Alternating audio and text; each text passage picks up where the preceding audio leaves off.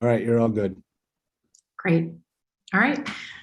Then welcome everybody to our October meeting of the committee or the Social and Racial Justice Task Force of Manhattan Community Board 4. Pursuant to the governor's orders, we are not meeting in person, but instead we're meeting via Zoom. This is being taped this evening and live streamed.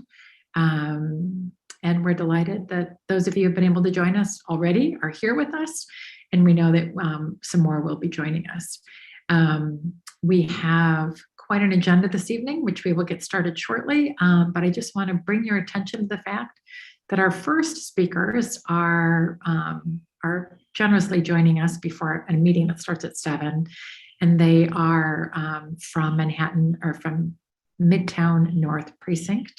And if I understand it correctly, it is Detective Mike Dugan and Officer Brian Kelly who are joining us. Before I turn Clarification, Brian is from Midtown South, so you actually have 2 precincts. Oh, great, marvelous. So they're both here. Okay, good. So we have both Midtown North and Midtown South, which is awesome. Before I sort of turn it over for questions and things, I actually first want to introduce my co-chair of this task force, Viren.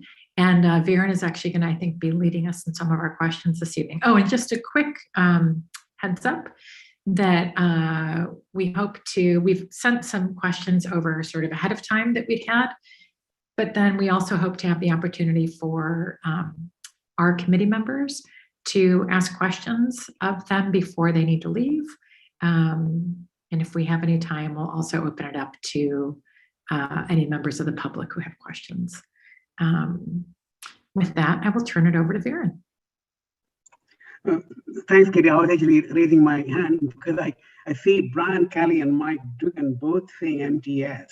So Brian is from Brian Kelly is from MTS, right? And Mike Dugan. No, sorry, Mike is from Midtown North. I mislabeled that. My fault. Okay, no worries. Okay. No, I just want to make sure that we have it sort of corrected. Thank you for catching that. No worries. Thank you both, Officers Brian Kelly and Mike Dugan, for joining us. We basically had a sort of set of questions which we provided you with. And this is sort of in continuation of what we did last month with Precinct 10.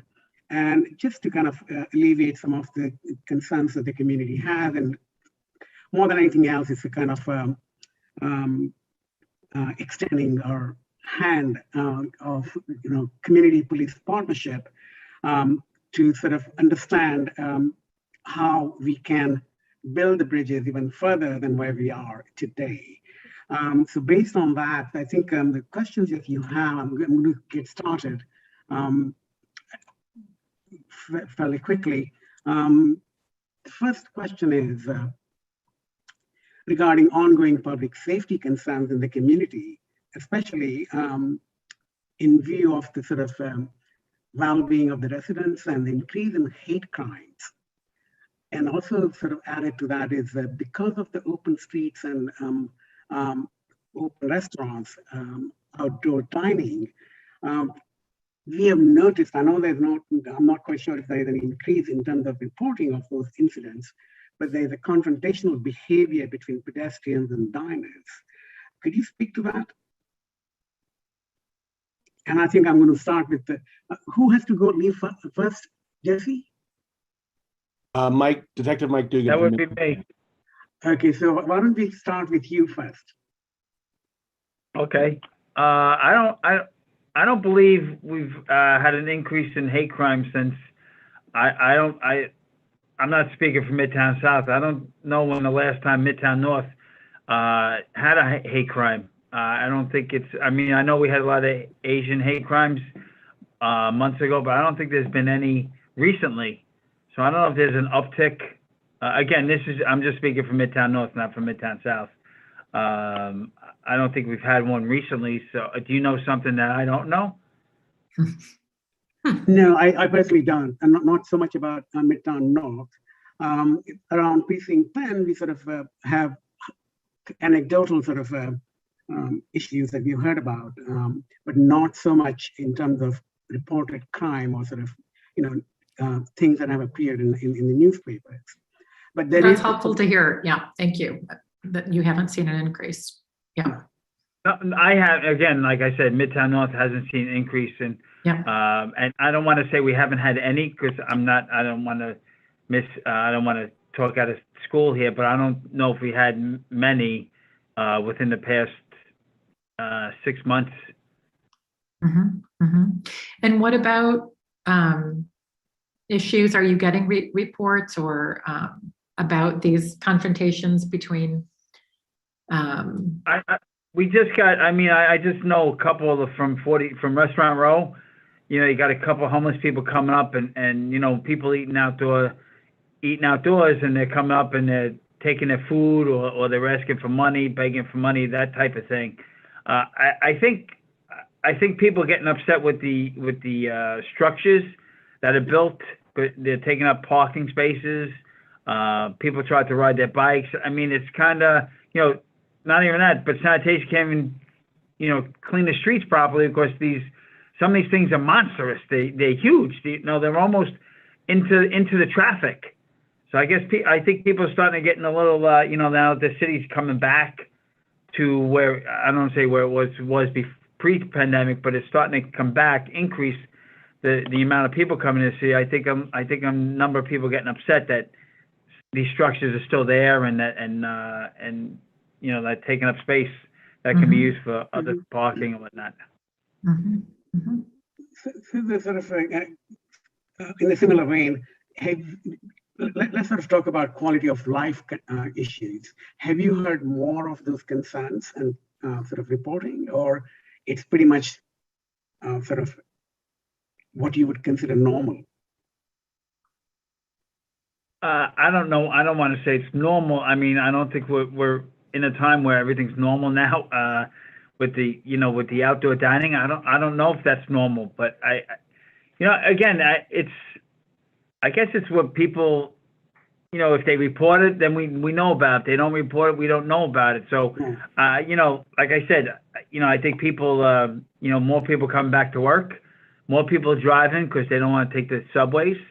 So, take mass transit. So I think more people are driving, and I think it's, there's a lot of traffic now.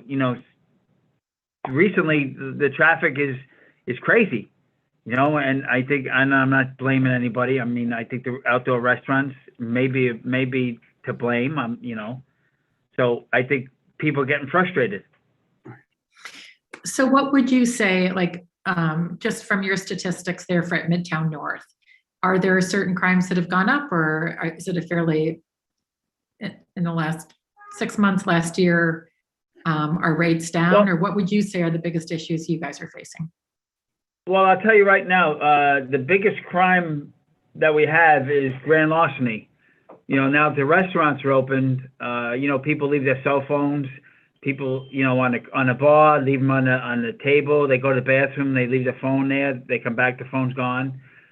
People leave their pocketbooks on the back of a chair, that type of thing. So that's like I said, now that everything's starting to open up, that's our biggest jump from last year. Last year to this date, we had 875 grand larcenies. This year we have 899.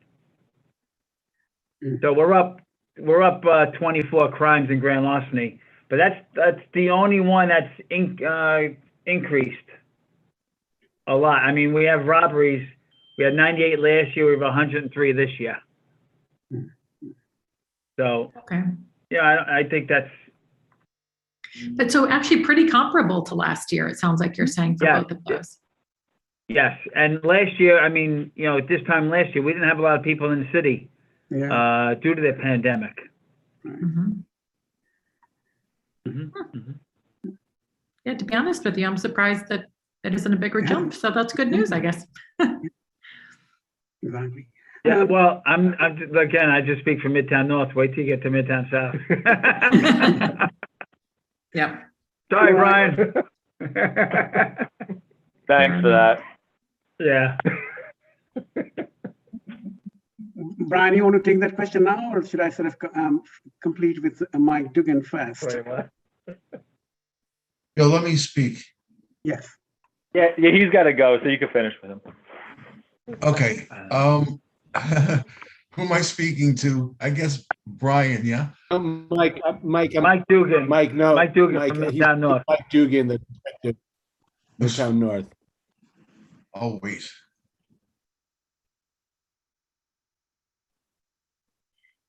Hello?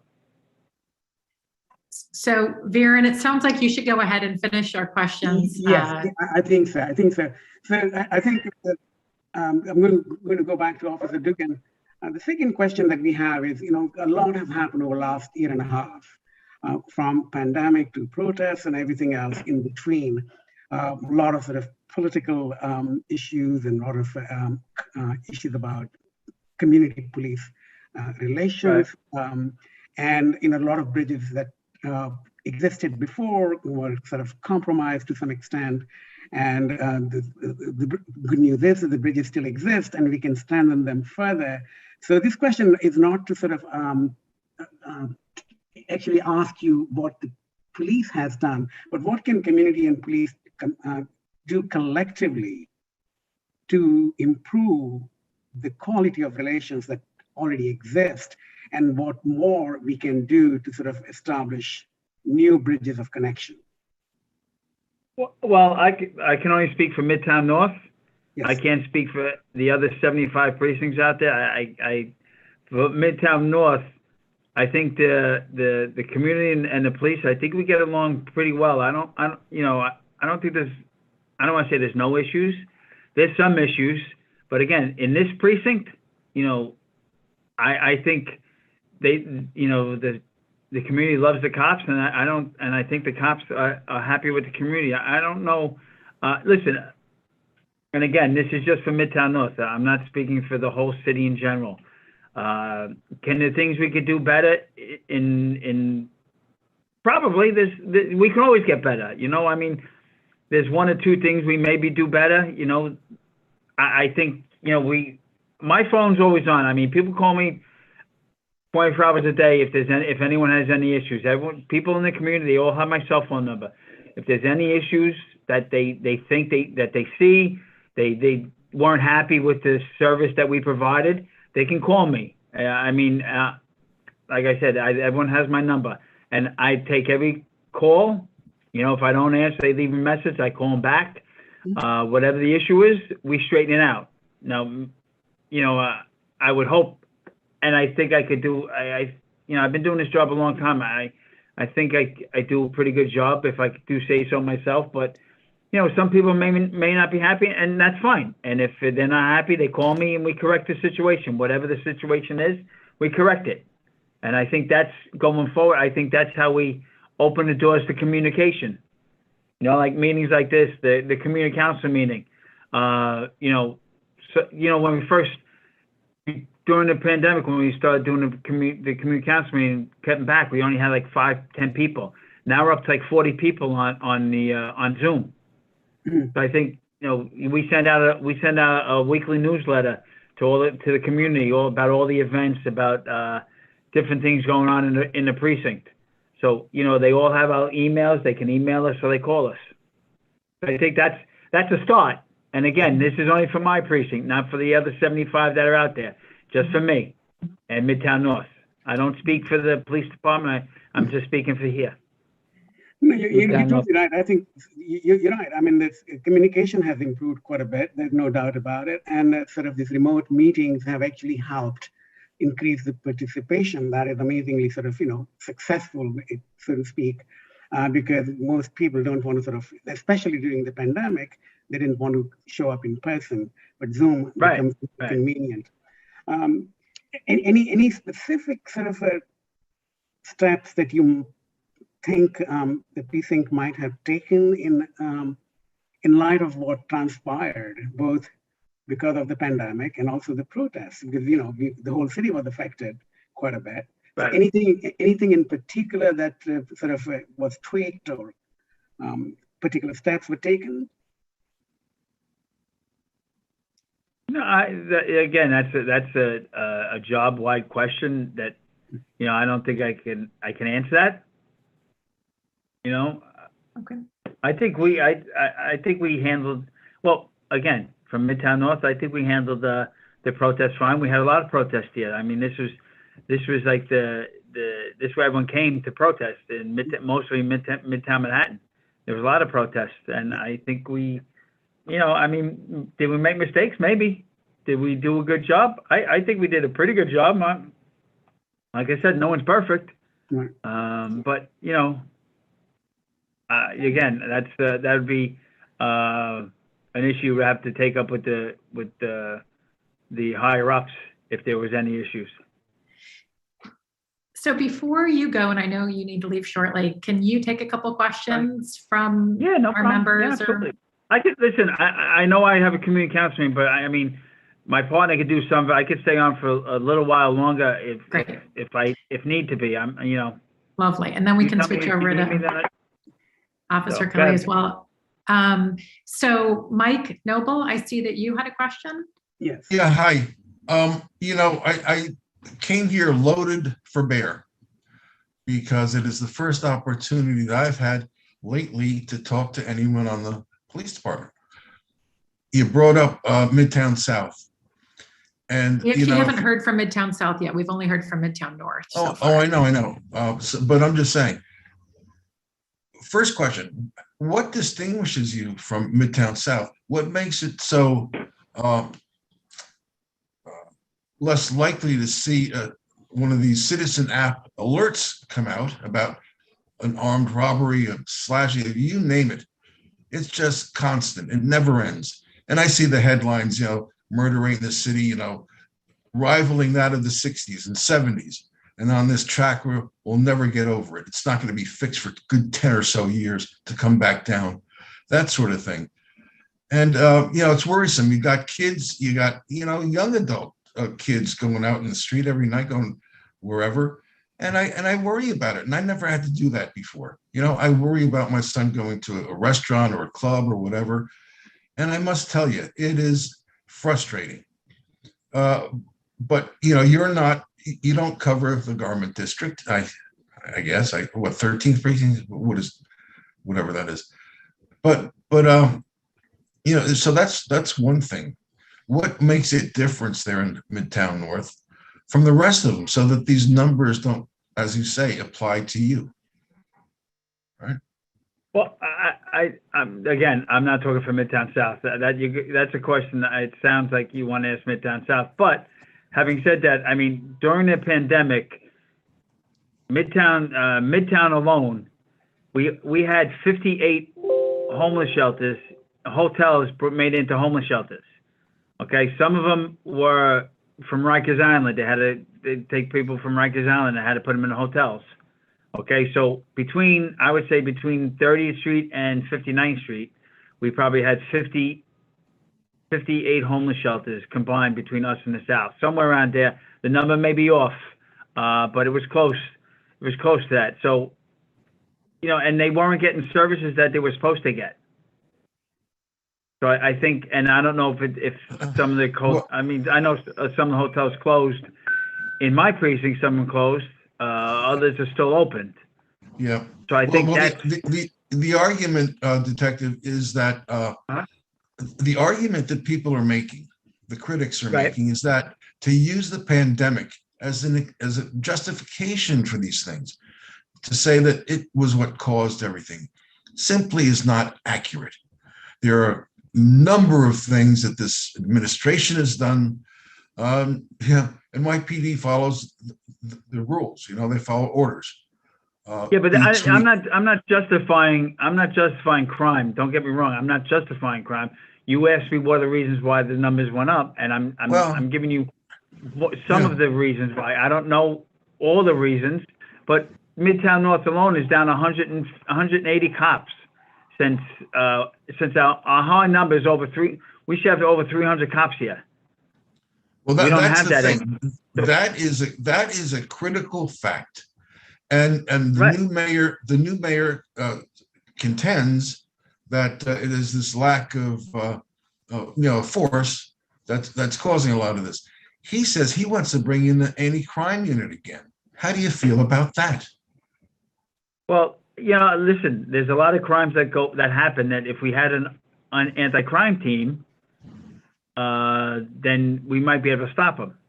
And I'm not saying that's an answer, but that's one of the, if we can get the undercovers back, the plainclothes units, that might help.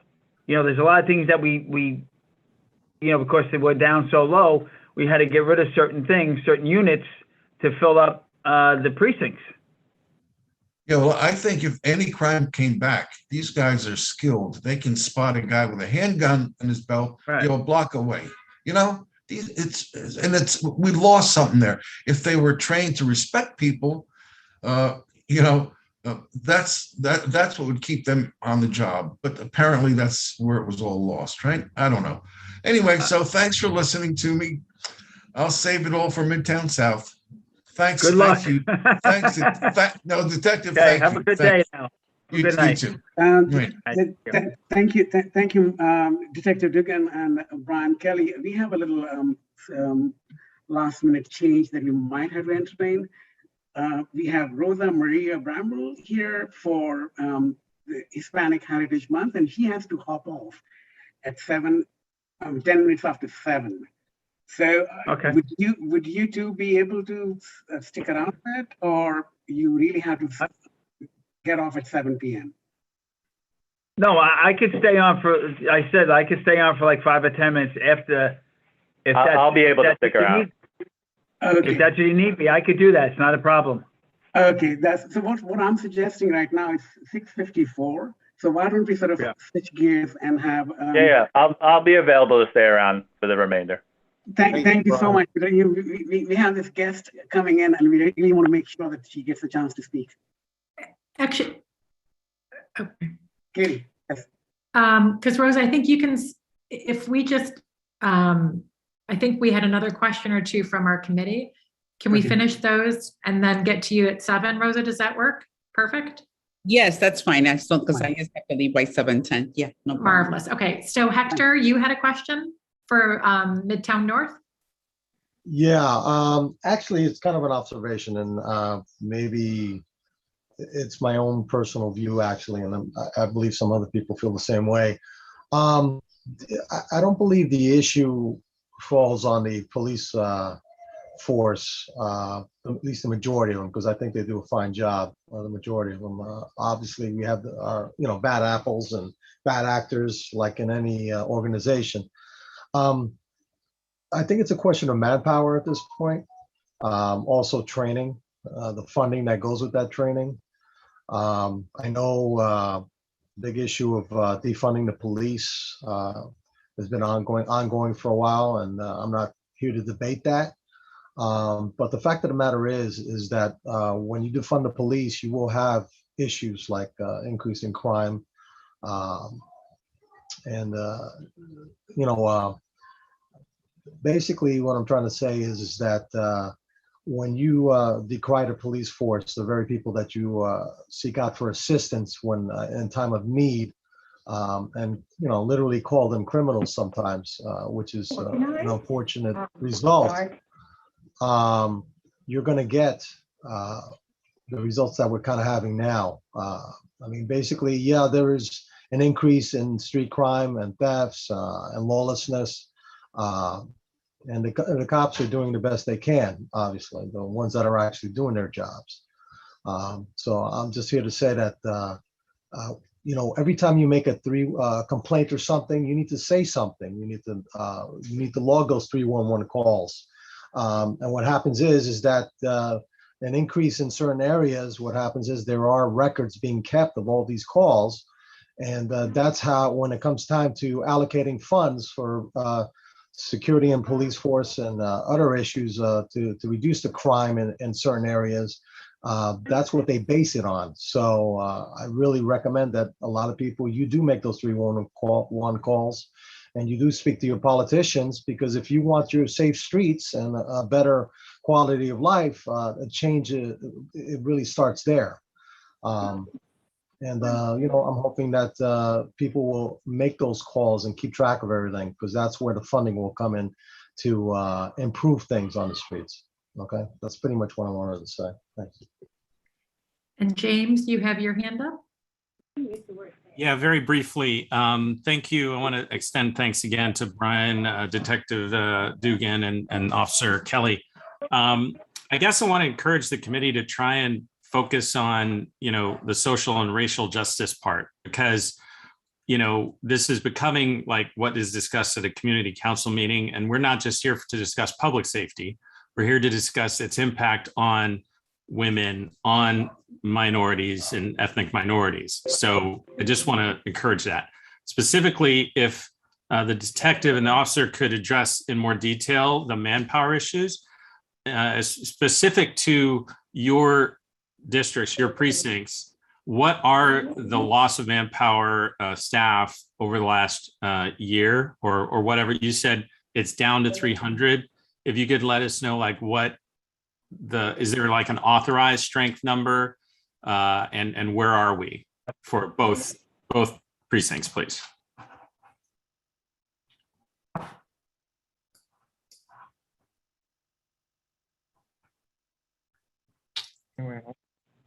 Hold on, I'm gonna look it up. I'm gonna give you a percentage what it, and again, this number is not, 100%.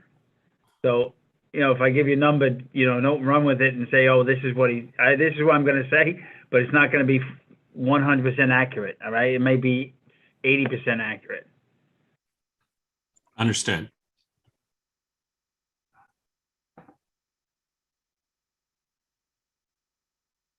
And maybe Officer Kelly, do you have access to that number as well? I'm looking it up right now as well, trying to get you an accurate number. Just give me a second. Thank you. James, you're bringing up a very good point, because I had a little walkthrough on. Can I Sorry, go ahead. real quick, just because you have someone from the public, and while they're taking those numbers, looking for those numbers, maybe someone from the Carrie Keenan, who's actually a board member, but has her hand up for this, just track that question, so then they can work on those as well. So, 1 second, where is the question? That's a question from Carrie Kinnan. I don't see it. No, I'll bring her over. She has her hand raised. I'm sorry. Okay. Sorry about that, Jesse. I'm Yes. sorry. Yeah. I hit the wrong button. It's Mike Dugan. Oh. I'm sorry, Mike. You there? Yeah, you hear me? Yep. Yeah. Sorry about that. I hit the wrong button. I apologize. We're down 33% from last year. And that's in Midtown North. That's just Midtown North alone. Yeah. And I'm sure Midtown South probably is, I'm not going to speak for them again, but I'm sure they're probably in the same boat as we are.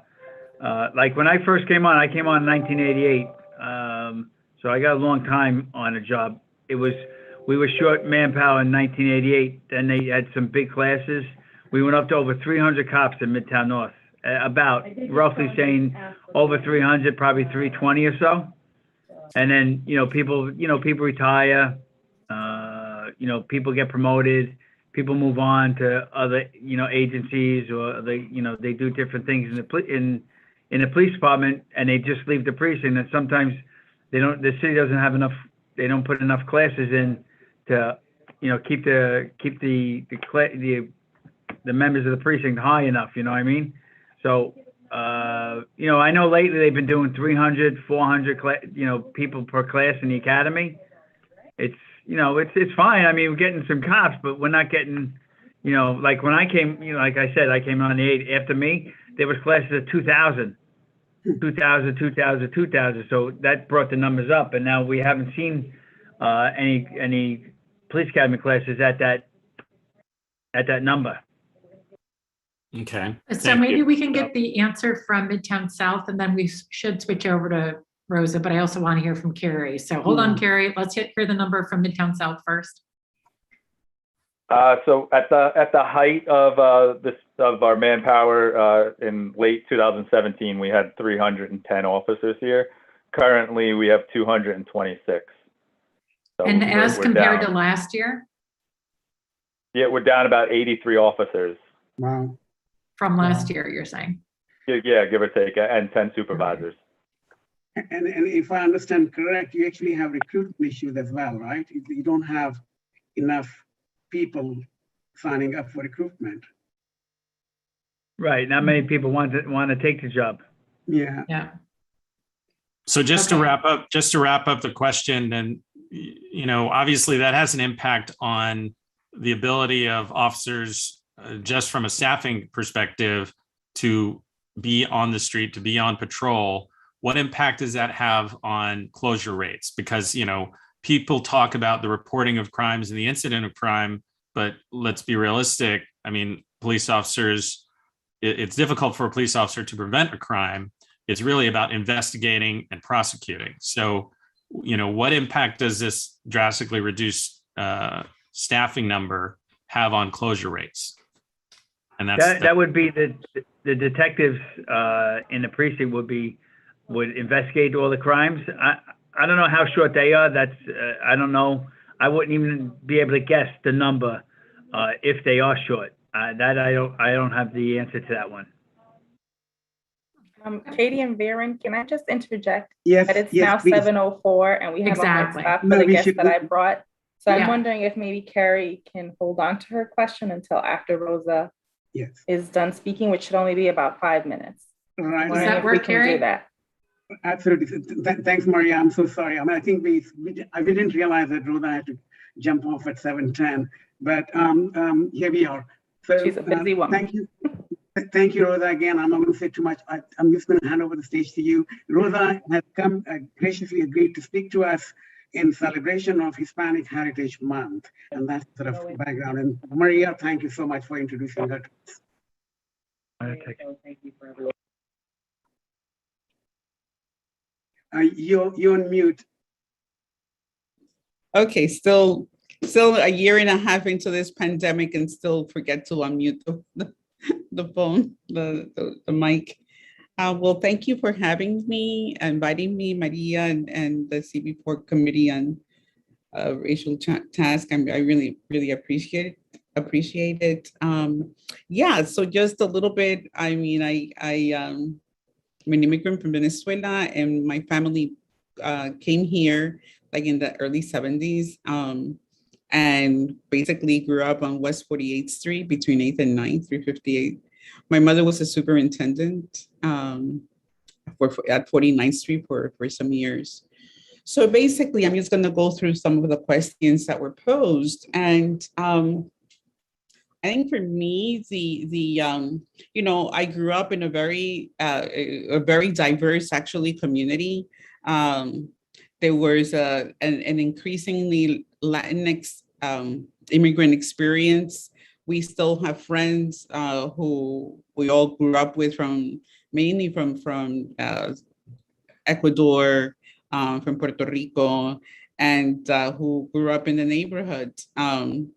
And also my downstairs neighbors were Greek, right? So, so we learned a little bit of that. I felt that it was just really diverse, and also a sense of community. There was small stores. There was a Spanish restaurant, El Deportivo, even Celia Cruz, Tito Puente, Oscar de Leon. Like that would be like the place to go when you came to Manhattan, man.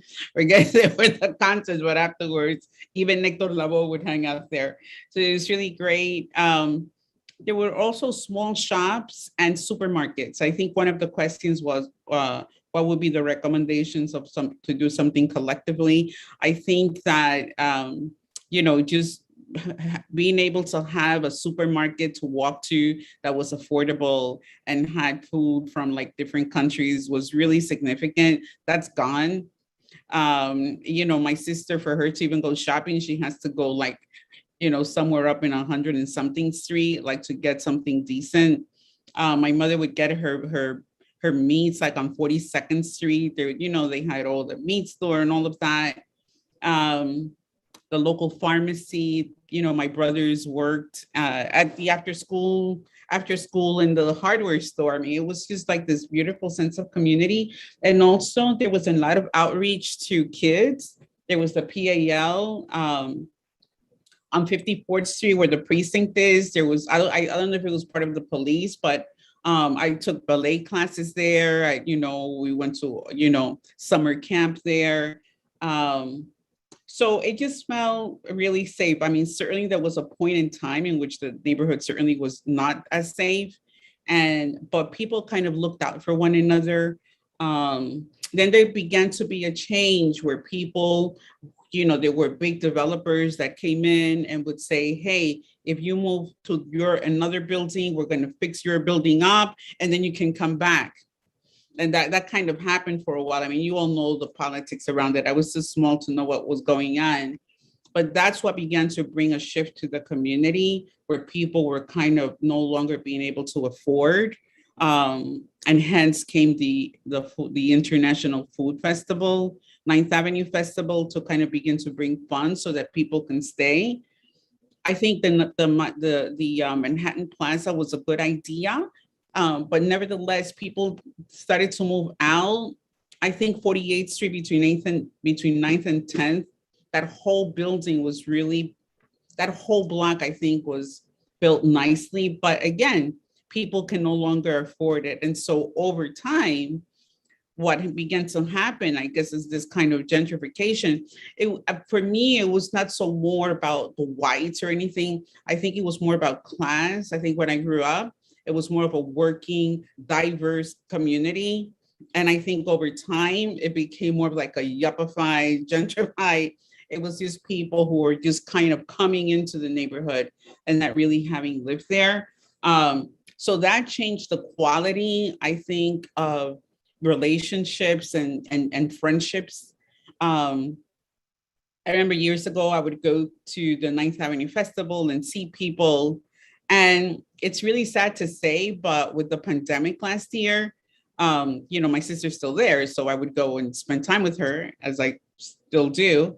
And that's when we began to see like the real people that are now of the community that you didn't really see because there's so many tourists now.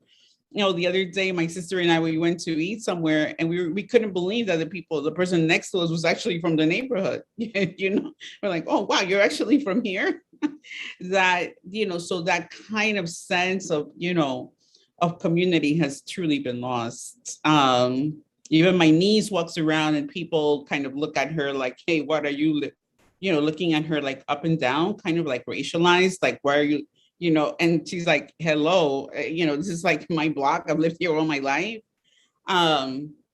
So I think that somehow bringing back that kind of sense of community, affordability in terms of like ethnic supermarkets so that people, and that are affordable, that I think would, to some degree, make a little shift in the community. So that's where, and in terms of what it did for me in terms of growing up, I think because of having lived in such a, I would say, rich kind of diverse community, that really shaped my way of thinking about how I grew up here, my education, and just feeling comfortable and really interacting with different groups. I really find that having grown up in Hell's Kitchen really did that for me. So that's it. Wow. I know people have, I don't know what else to say, but I think Thank you, Rosa. But it's 7:12. What did you say, Maria? I was saying it's 7:12 though. I just need you to know the time. Yeah, I have like at 7:15 I have to pull out, but okay. Rosa, that was lovely and just perfect. And it's so helpful to hear sort of what it was like, and so great to hear about how diverse it was, and what that really brought to you growing up in the neighborhood. And I loved your very sort of specific suggestion about the importance of ethnic affordable supermarkets. I think that's a really helpful suggestion. We like very concrete ideas, so yay for you. Yeah, I think that would be one of them. People should not have to walk out of their neighborhood for 20 blocks to be able to find something that should be around the corner, like in Midtown Manhattan. Yeah, that's actually come up a lot in our committee meeting. Look at the Amish supermarket. Yeah, the Amish. I mean, you go there like, whoa, then you have the food emporium. Right. You know, you have the little Targets, but that's not really going to cut it. It's kind of like, what happened to like key food? What happened to just like associated, supermarkets? So anyway, that's it. It's great. I hope to at some point, join you all again. Thank you so much for having me. Great. Rosa, Thank you, Rosa. Thank you so much. I think what you just brought up is, the food and culture. You can learn about culture much more via food than any other means. And I think that's a great point. I mean, it's communities actually can change, but some of the sort of cuisines that we share collectively, then they can actually inform our own cultures a bit differently. So thank you for bringing that very important point home. Thank you so much for your time. Okay. Maria. Okay, bye everybody. Ciao, Maria. Okay. And Carrie, I promise we haven't forgotten about you. No, Kitty, I just want to quickly thank Maria for actually, suggesting and inviting Rosa on behalf of the task force. Thank you, Maria. Yeah, absolutely. You're welcome. Thank you, Carrie. No, thank you. And I don't really want to follow that by going back to where we were. It feels, Someone's got to do it. That's my question. And I'm sorry that Officer Dugan had to drop off because I'm pretty sure this is right for him. Oh. But so I apologize because I feel like that was a very, positive and important thing to hear. And now I'm going to not say something so great. So here's my concern. I am a community board 4 member, but I'm here as a member of the public. And James, I think you made an excellent point. And there was a moment where I thought maybe I should drop off because this wasn't the right forum for this question. Excuse me, but this is really about the safety of women and girls in Chelsea and Hell's Kitchen. I am a mom of a 14-year-old who goes to Beacon High School at 522 West 44th, and the mom of a 16-year-old girl, I know that feels really lucky, who goes to PPAS at 322 West 48th. And over the course of the last 7 days, I have received multiple emails from both schools about harassment, assault, and the general safety or non-safety of the children or the young women leaving and coming to and leaving from school every day. I know that the schools are working with the police on this issue. I'm very concerned because the school sent out almost virtual emails, totally different schools, totally different, principals, and they were practically identical. And some of the language that was in there was disturbing. It very much, and I'm not saying that the school or the police did this, but this is how it sort of read, that it was the responsibility of the girls and the young women to protect themselves, that they should not carry mace because it was illegal, but they should carry rape whistles, cell phone alarms, that they needed to find the police. It was their responsibility to find the police if they were in trouble. And that they were exploring self-defense classes at school, which I think is great, but not as a response to this issue. So I guess my question is that they should travel only in groups as well, which is also not appropriate for, women to have to feel that they have to be safe only when they're traveling in a group. So I guess my question is, and I'm sorry that, this is now falling on Midtown South only, but what are you guys doing about this? This is 2 different schools, 2 different addresses, both in Hell's Kitchen. I also have one of the PPAS kid walks to Alvin Ailey every day, so walks up 9th Avenue. So that's also, in this area. So yeah, what's being done? Thank you. Oh, sorry.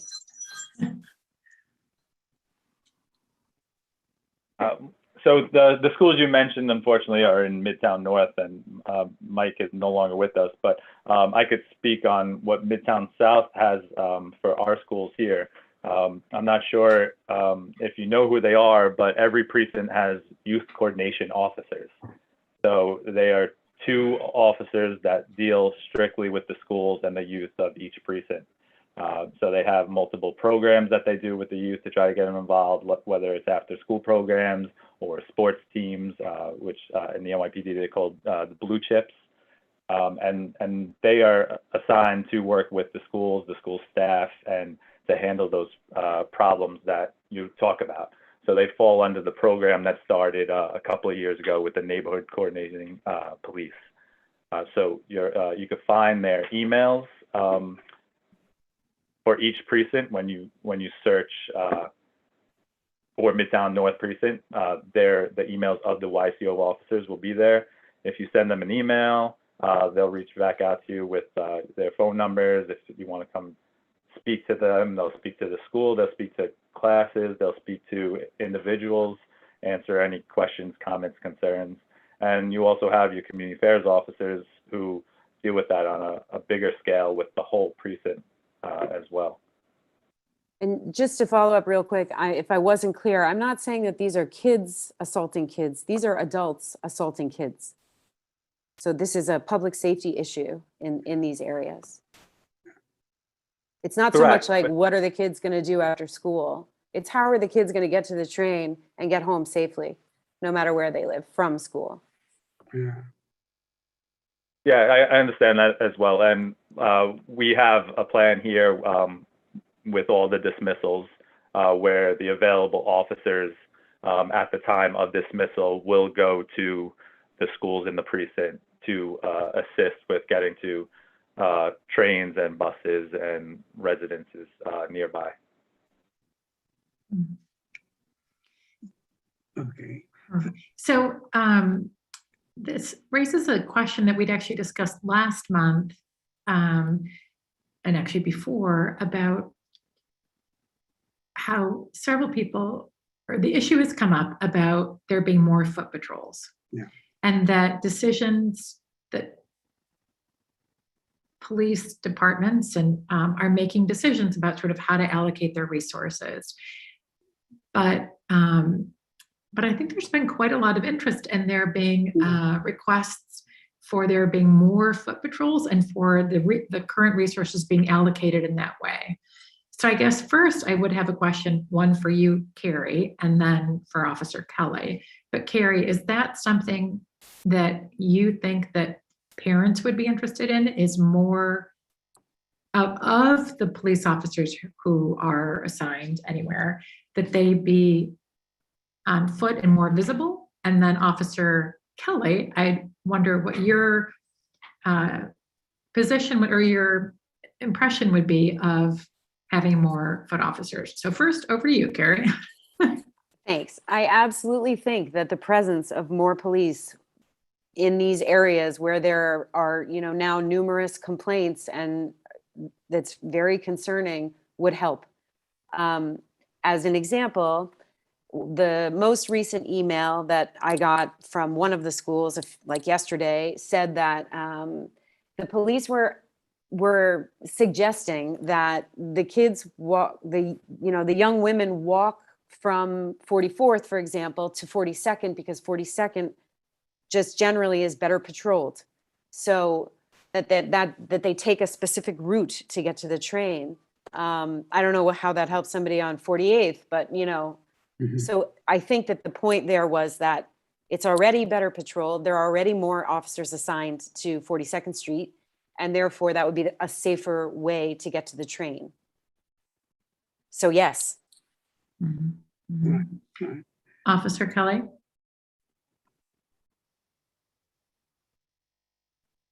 So while we don't have what you're calling foot posts, we do have what we call on our side directed patrols.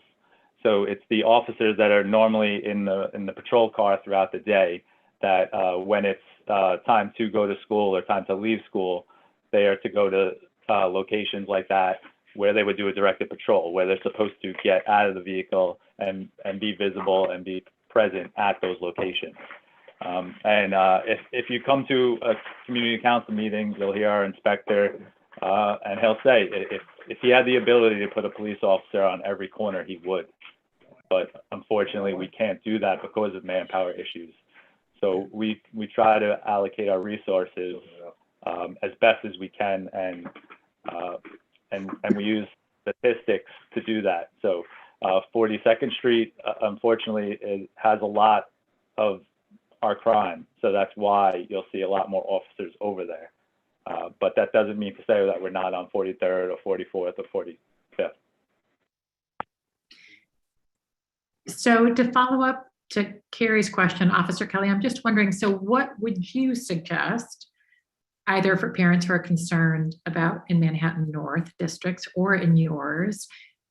Do you suggest that there should be more 311 calls, or what, if people are interested in saying we need more foot patrols, what would be a way of accomplishing that?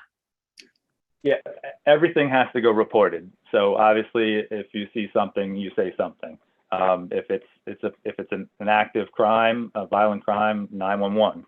If it's not as serious, you would dial 311. And it's up to the individual on how they're feeling if certain crimes are raised.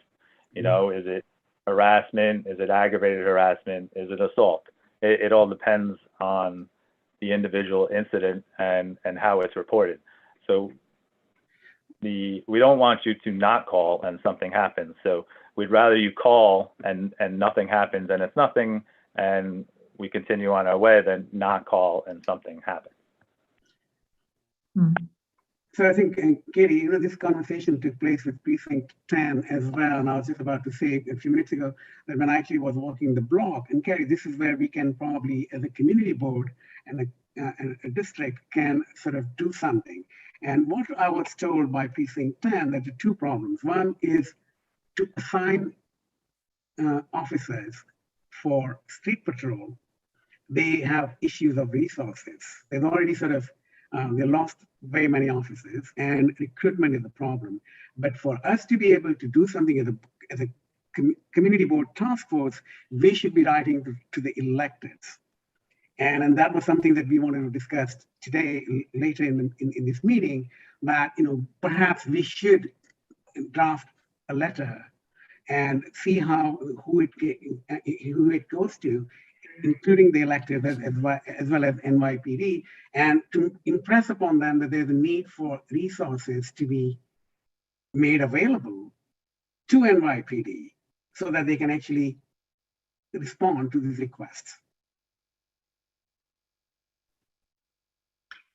Hector, you have your hand up.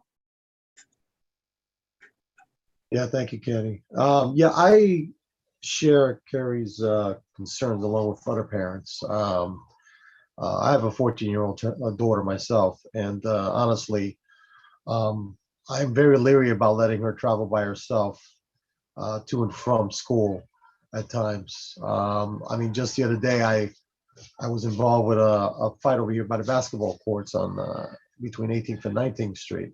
Some young ladies got into it, and some students just videotaped the whole thing and didn't do anything. And I tried to break it up, but unfortunately, it got really out of hand. So I ended up calling 911. And when the officers arrived, they didn't even get out of their vehicles. So honestly, school safety officers, great idea, but they are not doing anything beyond the front of the schools. I guess it's a policy of theirs. I'm not sure, that they don't leave or patrol the block when the kids are leaving. They just stay to the school entrance, and that's it.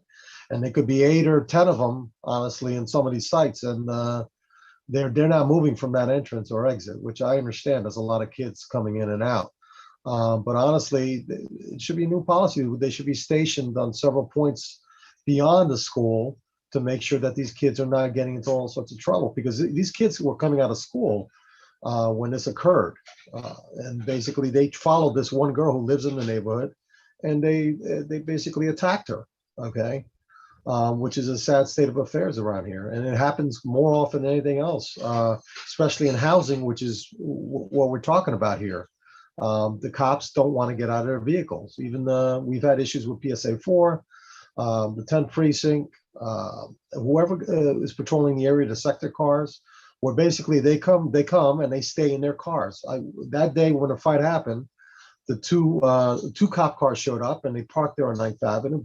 And I spoke to them, but they stayed in their vehicles. They did not get out.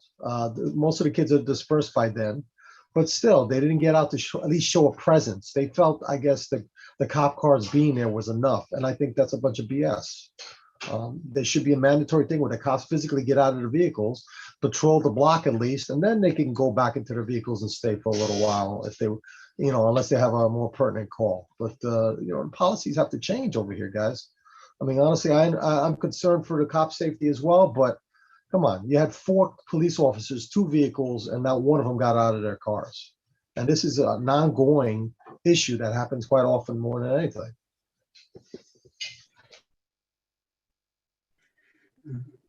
Thanks, Actor. Christopher? Thank you so much, Sharon. Thank you, Katie. I appreciate you both bringing on Precinct South. But first things first, I need to ask that the co-chair of the Precinct Council South be brought up to panel, Brian Weber, who's also a public member of Manhattan Community Board 4.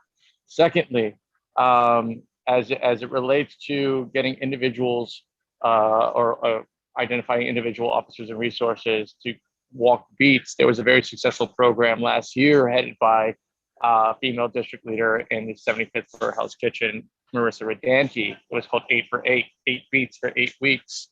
And it was very, very effective. It was presented to the presumed mayor of New York, Eric Adams. There is an appetite for that. He is called on for that. But I really strongly urge everybody to begin attending Precinct Council North and Know the Lines and Precinct Council South meetings, as well as the 10 as regularly as possible. Because, I feel like this meeting really didn't need to happen if we knew exactly like where to go and what the lines were. And we brought upon, or we spoken upon, or harped upon this in full board when we brought on the community members from these precincts, that we're looking for collinear lines where there aren't overlap, that there's distinct responsibilities. And I think that's something that needs to be addressed. As Hector, I'm really sorry about what happened that you witnessed. I'm right next to Midtown West School on 47th Street. And when I was growing up, Park West and Graphic Arts would always have hullabaloos.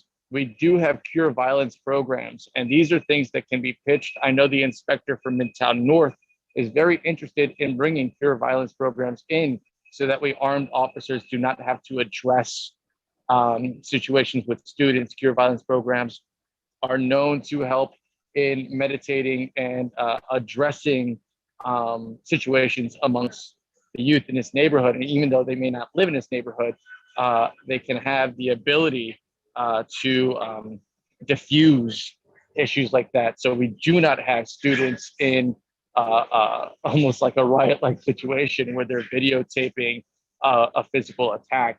And I've heard too often in my time in city council when I worked in Brownsville that this was happening. I worked directly with cure violence programs in Brownsville, and they are the preferred method of unarmed meditation with community youth and school youth.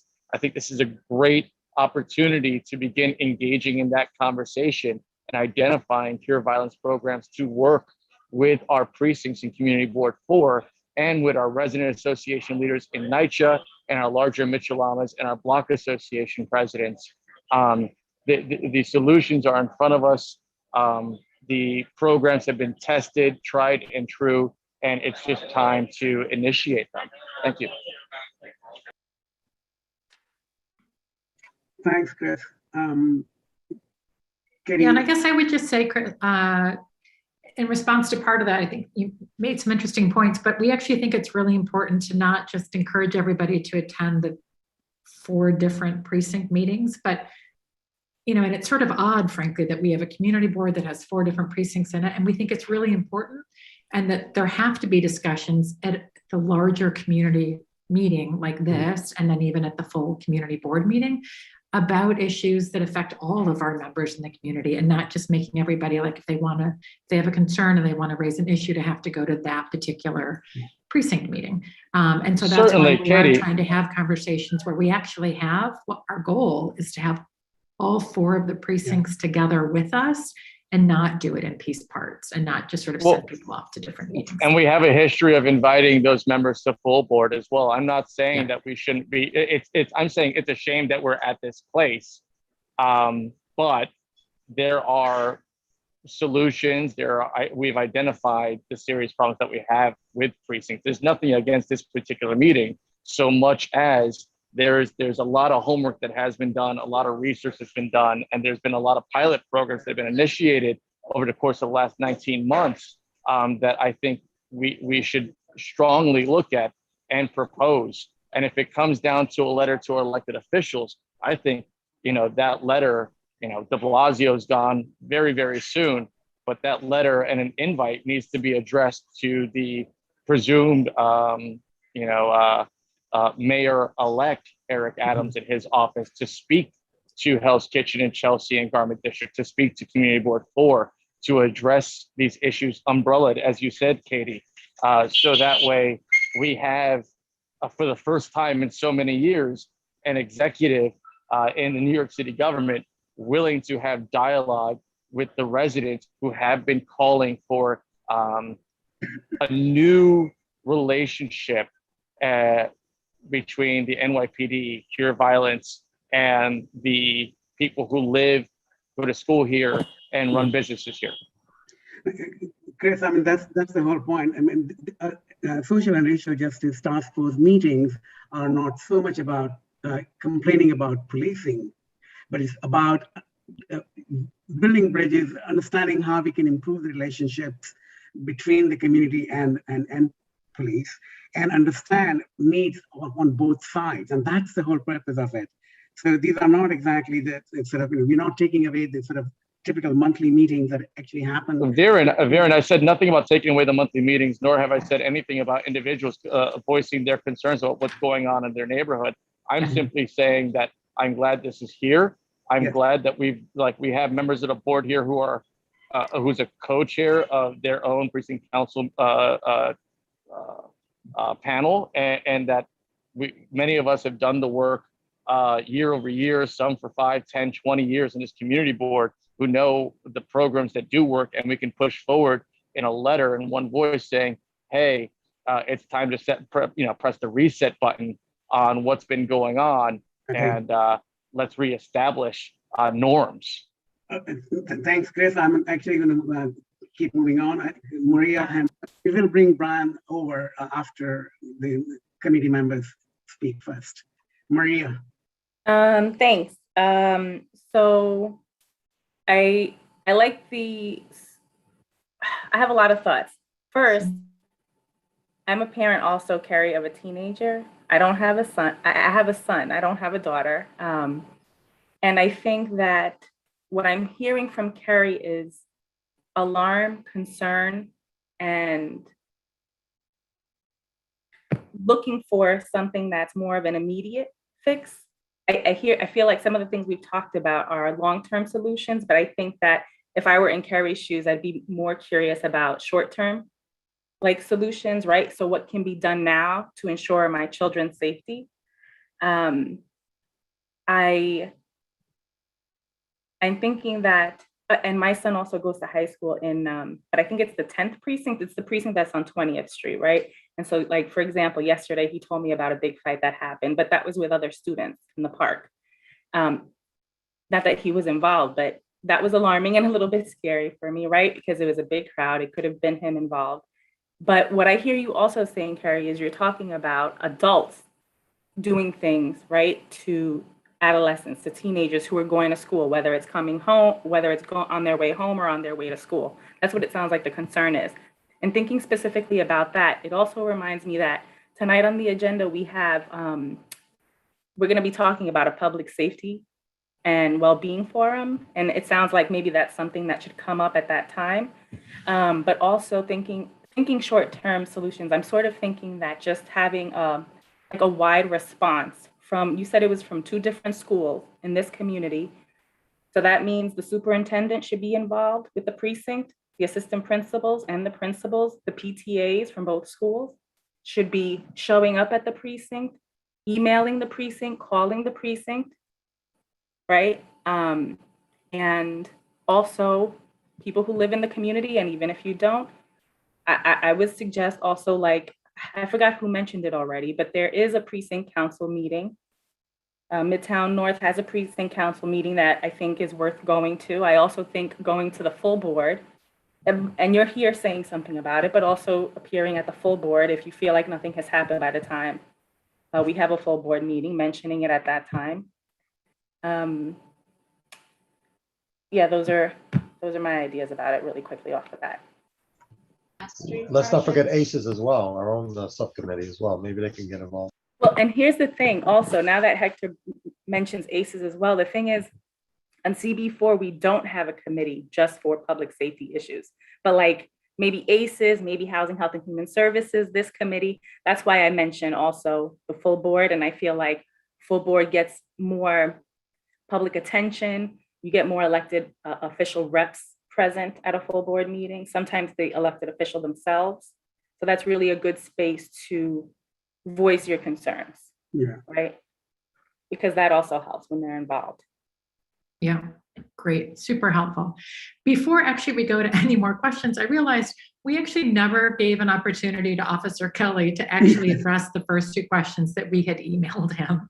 Yeah. So maybe if we can just sort of pause for a moment and say, thank you, Officer Kelly, for still sticking with us. And can we go back to the first two questions that we'd actually emailed you? Just if you had anything to share, you know, about sort of recent increases, if there are any recent increases in quality of life crimes or any recent increases in your, you know, in Manhattan South about hate crimes, we'd love to hear about that. And just generally speaking, what are the issues that you're seeing are most prevalent in Manhattan South?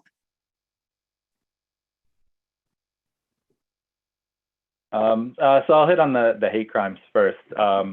While I don't have the stats in front of me, I don't think there's been an increase in hate crimes in our precinct. What I think we're seeing is an increase of the media reporting on them, which you hear about them a lot more now than you have in the past. We have a whole unit with the police department that specifically deals with them, the hate crime task force, and they can speak on that matter way better than I can. As far as the outdoor diners and the behavior with the pedestrians and stuff like that, at the beginning of the summer, with the homeless shelters moving into hotels, we saw a lot of complaints with that on 8th and 9th Avenue. Since they have moved back to their normal settings, those quality of life complaints have kind of died down. As far as overall crime, unlike Midtown North, we're up in almost every stat. We're up in robberies, felony assaults, burglaries, grand larcenies, and GLAs. I'm sorry, what was the last one? GLAs, stolen vehicles. And when you say you're up, like, are you up in the different categories, you know, 10% or 1,000% or? Yeah, so overall, we're up 42% for the year, 2,091 crimes versus 1,463. So we're up 628 crimes for the year as of now. It's interesting. We got I think, a different impression from the crimes in Manhattan North. You seem to say that Correct. It was pretty steady. That's interesting. Huh. What do you think the difference is? Going back to one of the questions that was asked earlier, like what's the difference between Manhattan North and Manhattan South? And sort of why you've seen a bigger increase? Well, it'd only be opinion, but how we differ from the North, I mean, we both cover a portion of Times Square. So you have that where there's 500,000 people that walk through there a day. But what we have that Midtown North doesn't is we have a lot of the major transportation hubs. We have Penn Station, we have Port Authority, we have Grand Central, we have the methadone clinic in between all of those with a needle exchange. We're seeing a lot of those crimes I mentioned, we're seeing on 8th Avenue. So early in the year, we brought in a command post over there to combat these crimes. And what we're finding is while we're being effective on 8th Avenue, we're kind of chasing them to 7th and 9th. So we've had to readjust and move around as the stats come in. But along with that increase of crimes, we also have a 50% increase in arrests this year. We have 3,457 arrests year to date in this precinct compared to 2,295 last year, for an increase of over 1,100 arrests. So while the crime is going up, we're trying our best and closing the cases out with arrests. It's just that also a lot of policy changes that have all happened at once that we're seeing this year, with the raise the age law, the bail laws, the desk appearance tickets, and that goes along with everything else we've been speaking with the manpower issues and stuff like that. So Officer Kelly, the numbers between last year and this year obviously have increased. This year, does it have anything to do with pandemic playing its role last year, and therefore crime being lower? Or in other words, my question is 2021 numbers more comparable to 2019 numbers? It's better when you look at it. We're down. We're up 42% basically for the year compared to last year. If you start looking back to 2 years ago, we're only up 9%. Okay. So we would still be up, but not as much. But what is different now is a majority of our crimes normally are grand larcenies. Everything has been closed, so the stores and the restaurants haven't been open for those crimes to committed. What we're seeing as a huge increase in this area are our robberies and our assaults. No, that makes me feel sort of not more comfortable, but at least there's something comparable between the last year was not a normal year by any stretch of imagination. So 2019 would be a better comparison. Thank you. I think that was a very comprehensive answer. Before I go to the public member who has a question and raised his hand, I have one. The second question that I think we asked Manhattan North is, again, going back to last year, what happened with pandemic and protests, what has changed since then, and what still needs to change, and what can we as a community and as particularly this task force can help kind of make that happen? And that's the question that I have for you.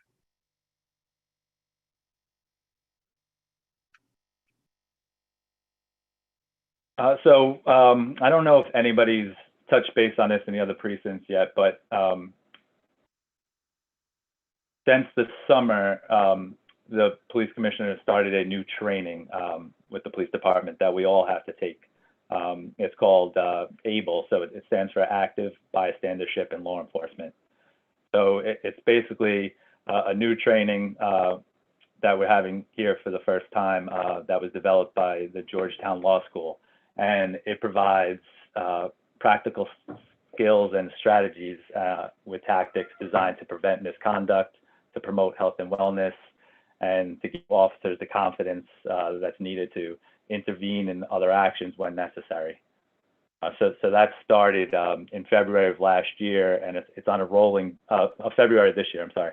And it's on a rolling basis where a couple of officers from each precinct every day are going to the police academy to have this training. So then with that training, we also, for the first time in Midtown South, we had a National Night Out this year where we had it at McCaffrey Park, where we had our youth officers, our NCO officers, our auxiliary officers, our community affairs officers, the regular patrol officers, our inspector was there, where we met with the community. There was pizza, music, toys for the kids. We played basketball. So we started doing events like that. There's other events, Faith in Blue, where we go to some of the houses of worship, and we either work the bread line at St. Francis or the soup kitchens and stuff like that. We have Coffee with Cops that pop up when we partnership with Starbucks a lot and do that.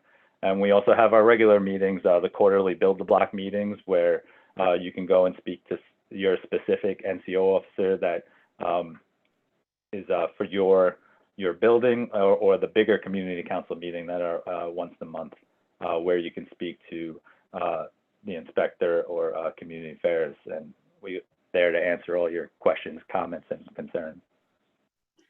Wow, Officer Galley, I have to say, and this is the first time I'm hearing such a very comprehensive answer to that question. And thank you so much. This is so helpful, actually, to be honest. And I'm curious, I know from Manhattan North, they'd said, they'd given us a number about how many people attend your community council meetings on a monthly basis. Do you have an estimate? So they're the fourth Tuesday, of every month, and it's via Zoom right now, and we get an average about 45 to 50 people now through Zoom. Wow. And I assume, like Manhattan North said, that that's much larger than you used to get in person. Correct. Yeah, it's much easier to log on your computer at home than it is to get to the precinct or to an event space where you're handling it. And how we see it at Zoom is people are attending when they don't have any problems at all, and it's just to listen. When it was in person, you really didn't go unless you had an issue. Right. So I think that's where the higher attendance is. Is there any, I'm not quite sure, I mean, it might be a sort of a wrong question, but would the precinct plan on keeping that on Zoom moving forward, just to sort of be able to have a larger audience? As of now, we don't have any plans on going away from Zoom for now, for the time being, with everything going on, but that can change tomorrow. It's above me. Thank you. Any other task force members have questions for Officer Kelly before I bring Brian Weber?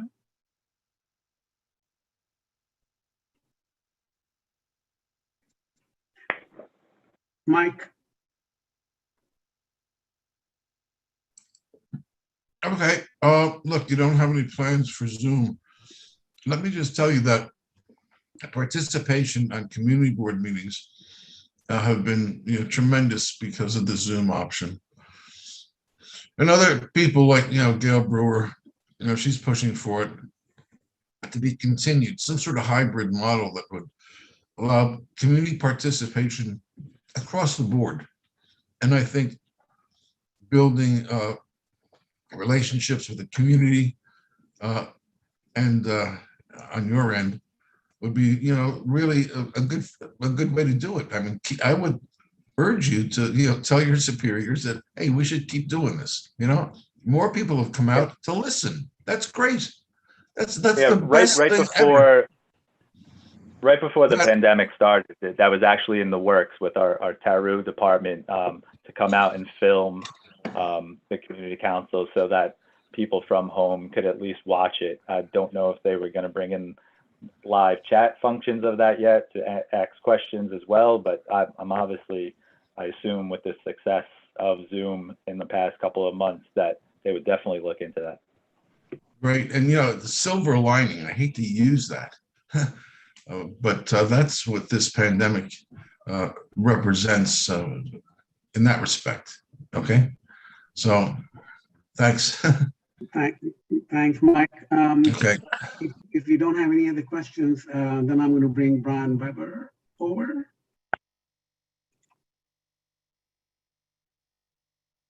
Brian, you can. Hello? Yes. Are you able to hear me? Terrific. Hi, guys. Brian Weber here. You don't see my face, but most of you know me. I'm a public member on Community Board 4, and I'm also joining you. I'm the co-president of the Midtown South Precinct. Sorry, you lost. Brian, can you hear us? Hi there. Sorry, oh, there you go. Now Hi, I just got brought over. Thank you. Yeah. Good to see y'all. Hi, I just wanted to say, first off, thank you, Officer Kelly. I speak with him on a regular basis. I am currently serving as the co-president of the Midtown South Precinct Community Council. And I invite all of you to attend. I dropped our upcoming meetings information in the Q&A. And I'd be happy to add you to our mailing list going forward. The one thing I would say about the Precinct Community Council and the importance of it, and the Community Council in no way precludes the importance of meetings such as this as well. But what it does enable the public to do is get an understanding of how police interact with the community, and what is enforceable, what is not enforceable, what is a police matter, and where we need to engage other agencies. You know, a common question is, what are the police going to do about this? And often it is a question that actually needs to be delegated out to additional agencies. So I think that that's really important. There were so many questions asked regarding the future of community council and attendance at community council meetings. I've only been co-president for, I think, the past 5 months. And during that time, we've been doing fairly extensive community outreach. And we've had meetings average between 50 to 90 attendees. Part of that is because we have significant issues in Midtown South, and not for the lack of efforts of Midtown South. I think Officer Kelly hit on a number of the issues in terms of its geographic location and the existing social services, such as the methadone clinic and the needle exchange, which unfortunately fuel a significant amount of drug activity on 8th Avenue. In addition to all of the community council meetings monthly, there are the quarterly build-a-block meetings. And those build-a-block meetings are also now fairly well attended. They're also via Zoom. And we're averaging between 20 to 40 individuals, depending upon the sector. So, you know, I'm happy to come and talk to the task force, and I talk to Community Board 4 on a regular basis. Maria can attest to that. I just hope to see you at our precinct community council meetings. And I would just say to Carrie, you know, a lot of the issues that you brought up regarding issues after school, those are issues that I think could be addressed in the immediate at a precinct community council. I believe you're in the north, and it would be great for you to, you know, be able to speak directly to the commanding officer of that precinct and tackle that head on. Thank you, Brian. Thank you. Could you just mention where people could find these build-a-block meetings? Sure. I mean, Officer Kelly can most probably tell better, but within Midtown South, I work with the NCOs there to send out a link to all the meetings. I don't know what they do in Midtown North, but on the NYPD's website, you can literally enter your address and it will tell you what precinct you're in and what sector you're in. And it will have the emails directly there for the sector NCOs. And so you could start with them and they'll tell you when the meetings are. Yeah. Thank you. Correct. So if you search Build the Block NYPD, the website, like you said, will come up where you can put your address in and it will find your next Build a Block. Also, you could follow Midtown North, Midtown South on social media. We have Facebook and Twitter pages where we post in advance when the meeting is, and then day before, day of, reminders of when the meeting is. Yes. And I think Jesse, his email blast typically includes some of those links as well, if you actually go through the entire list. There's substantial, actually. Yeah, and we're just sort of getting up to speed with our precinct community council in some manner. So sometimes I get those into Jesse in advance, and he's able to include them in the monthly announcements. Yeah. But it's you. out there. Yeah, great. Right. Thank you so much. Some of us can't attend these precinct meetings because they coincide with our either task force meeting or committee. Like, for example, tomorrow, Precinct 10 has a meeting, but some of us won't be able to join because we have transportation committee meeting.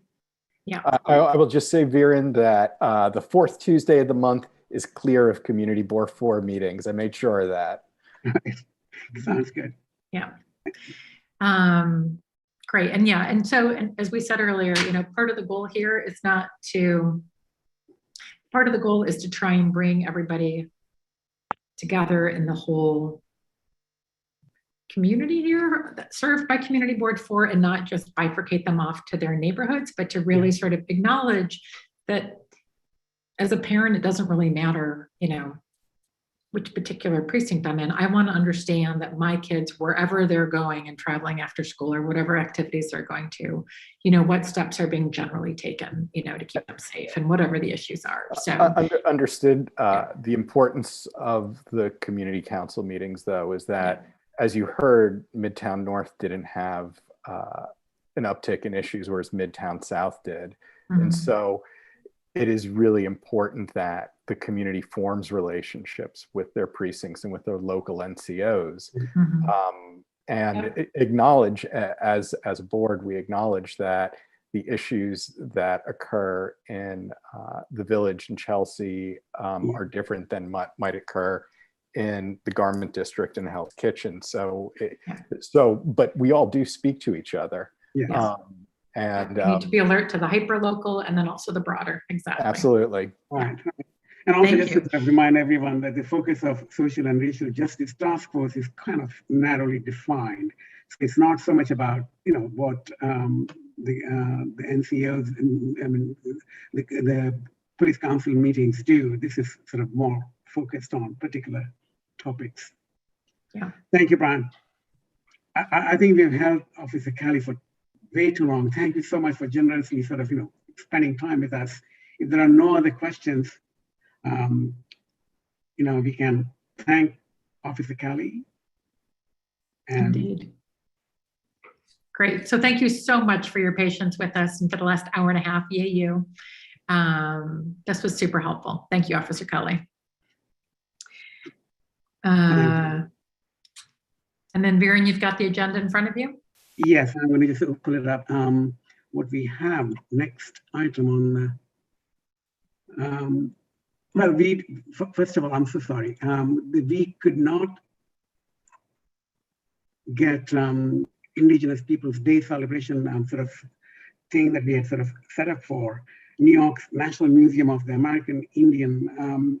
We didn't find the personnel to come and join us this time, but we will try again, and we'll definitely bring them on board one of the times, one of the next meetings. The next topic that we have to discuss right now is the future Public Safety and Wellbeing Forum that we sort of been talking about for quite some time, and it's much more broadly defined. So let me see if I can frame that a little bit better. Jesse, Katie, and I have been speaking about Public Safety Forum, but it's not merely about, not merely about policing alone. There are other sort of quality of life issues as well. So the intention is to set something up in November, and thought we should have an open conversation in terms of how do we frame, what kind of questions we frame, who do we invite, understanding the overlaps between different committees and their sort of roles, and the Social and Justice Task Force, Social and Racial Justice Task Force's role. The intent is to define it so clearly that we get the right kind of people coming and joining us on the panel. So I'm just going to read out a few things that these are all sketchy notes, and I'm happy to even share them via screen share so you can view it. Before I do, 1 second.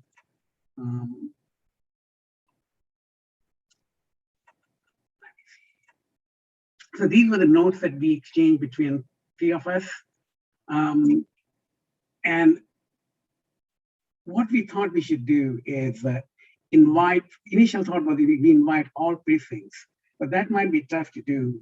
So now the intent is to have one representative or someone higher level who would come and join us on the panel.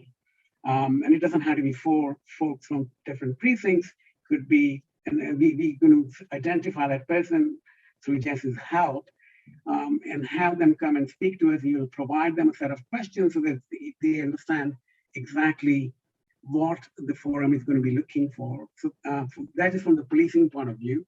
And main issues are going to be about public safety and the community's concerns about quality of life issues and a whole lot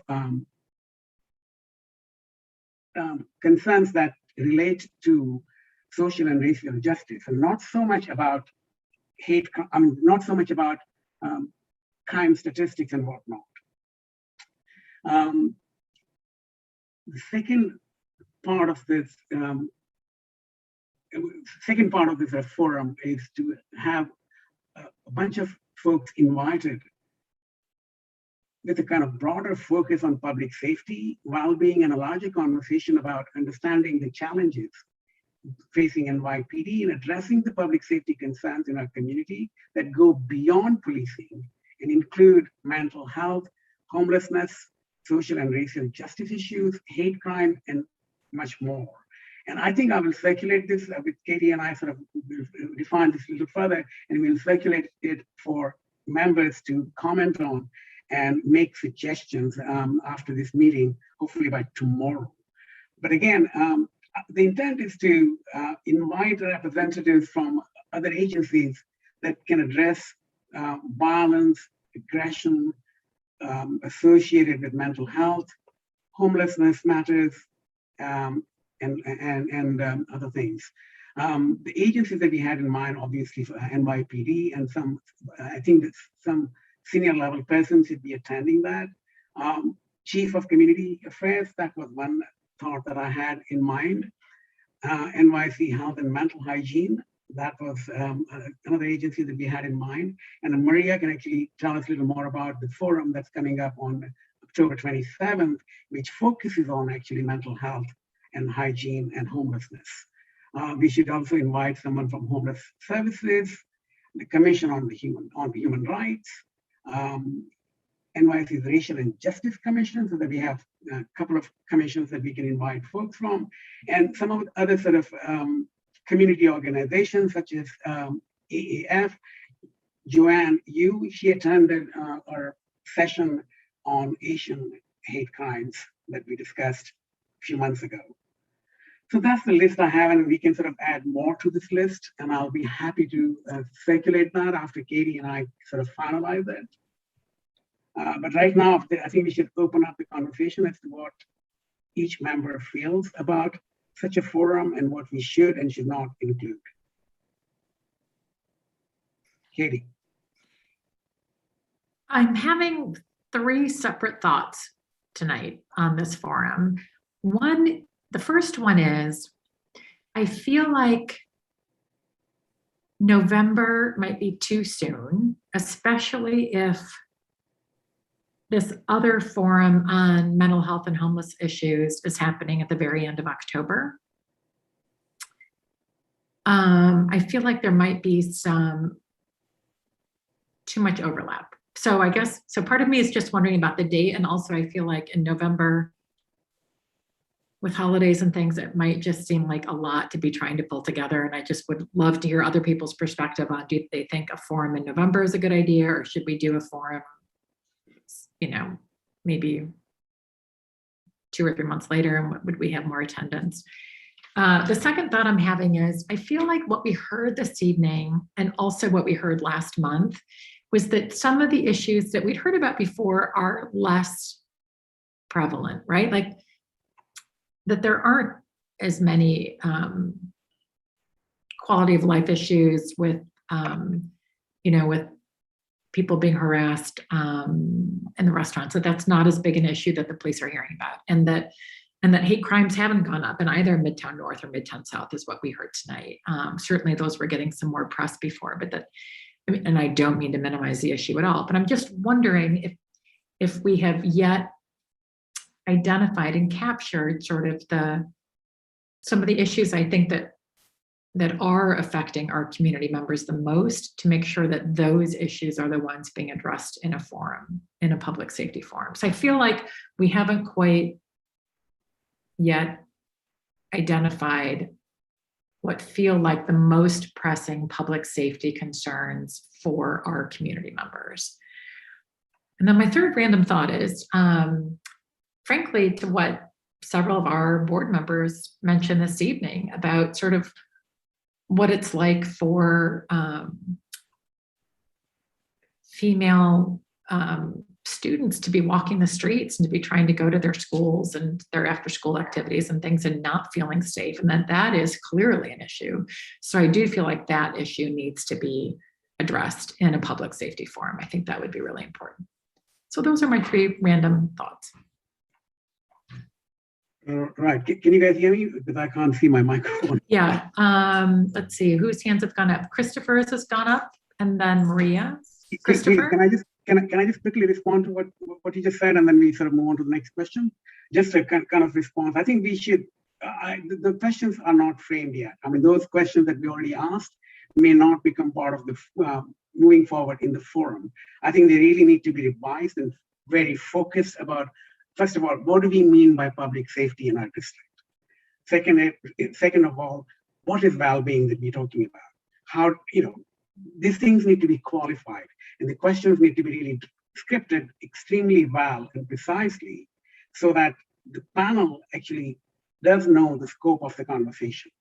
So I'm not saying that we have those questions ready, but this is what this conversation is about. How do we frame them? What are the questions? What do we mean by public safety in public space, public streets? Is it traffic related? Is it homelessness related? Is it something to do with the open streets, something to do with outdoor dining? What are the issues? The school safety issue that Carrie brought up today, something that I had not heard about, right? For example, and I do see that, the issue that you brought up about street patrol. I mean, that's a significant issue. And how do we sort of bring that to the fore? And if we have somebody senior from NYPD attending this panel discussion, that's when we can get answers, because none of the precincts actually could give us the answer as to what they could do, because it's beyond their pay grade, as they put it, right? So I think this is what the whole this conversation is about that, and I know that we're not going to have all of that done in one go, which is why the sort of email loop is a good choice. And I'm absolutely, you're right. I mean, maybe we might not even have time between now and November. And also considering the forum on 27th, it might be too quick. I agree with you. Thanks, Chris. Thank you very much. Yeah, I'm with Katie. November is too early. December is too early. The entire city government is going to experience an overhaul on January 1. There are going to be new appointments to every department that we have sent emails to. There are going to be new heads and deputy mayors. There are going to be new people at DIFTA. There are going to be new people within the city council itself at different chairs. You're aiming for a moving target right now, respectfully. And I do believe that while a forum may be necessary to address these, this year is not the right time for it. It should be addressed in 2022 when new leadership is present and names are finalized. Also, and just to complete the thought, inspectors move. They get they get appointed to new offices at One Police Plaza. They go to different assignments. So we need to see how exactly the NYPD will be shaken up, as well as homeless services. So, as these questions get shaped and the conversation for the panel begins to ferment into wine from grape juice, it takes a little time, and we should be a little bit patient and show some patience to figure out what exactly is going to happen and what the agenda is for 2022 under the new administration. Okay. Thank you for the thought, Chris. Katie, I'm not able to see anybody's hand. Oh, Maria is next. Yes, okay, Maria, please.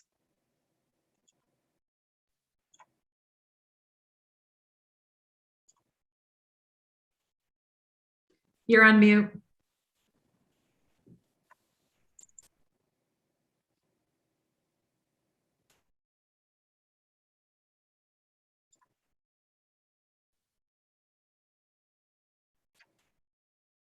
Maria, it looks like your mic is on, so try talking again.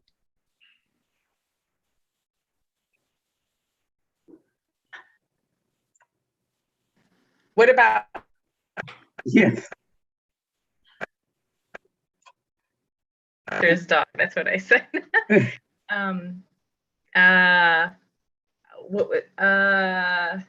Oh, okay. So one thing is that the forum that I'm doing with CB5, so CB4 and CB5 are doing a forum about serious mental illness, and it's about people who have serious mental illness and are unsheltered, homeless folks. And that is going to be on October 28th, and that is a Thursday, October 28th from 6 to 8 p.m. And just to share, we're going to have someone from Breaking Ground, from CUCS, because Breaking Ground does street outreach in our district, as well as CB5. CUCS, we're planning to, it's 2 mental health attorneys, one from mental health hygiene. I think it's called the unit. I can't recall the exact name of it. Also from Mount Sinai West, someone from SPOA, Single Point of Access, and someone from Fountain House. I think that you guys having your forum, you could have it in November, but I don't think that's a really good idea. My thought would be probably January. Also, we've already been in discussion, CB4 and 5, talking a little bit offline about us having to have another forum. And just so you know, we're only going to have about 6 panelists. It's going to be, and it's 2 hours, and that is a lot to have in that time, a lot to encompass. And we're only talking about like the continuum of care that currently exists, the gaps that exist, and then the struggle between care and self-determination. And I think I saw the list that you had that you want for your forum, and my thought is that that's kind of a lot of people, and not that it shouldn't be that way, but like you'll really have to hone in what you guys want to really discuss or pull out from the forum, is what I'm thinking. Yes, Maria, can you guys hear me? Because I have lost. I don't hear you, Viren. Yes, I can hear you, Viren. Yeah, it's very weird. It's, my screen has totally blanked out, so I can barely see you. I don't hear you. You don't hear me? Oh. Tina and Hector, do you hear Viren? I don't hear Katie either. Is it me? Yes, Maria, I think it's you. I'm sorry. I hear Viren and Maria. Yeah. Yeah, I can hear everybody. We're all losing our minds collectively. Can you hear me okay, now? I can hear you, Maria. Yeah. Oh, I think Zoom is having technical and now I difficulties. hear everybody else. Okay. Okay, now Viren, over to you. But you're on mute, Viren. Can you hear me now? Yes.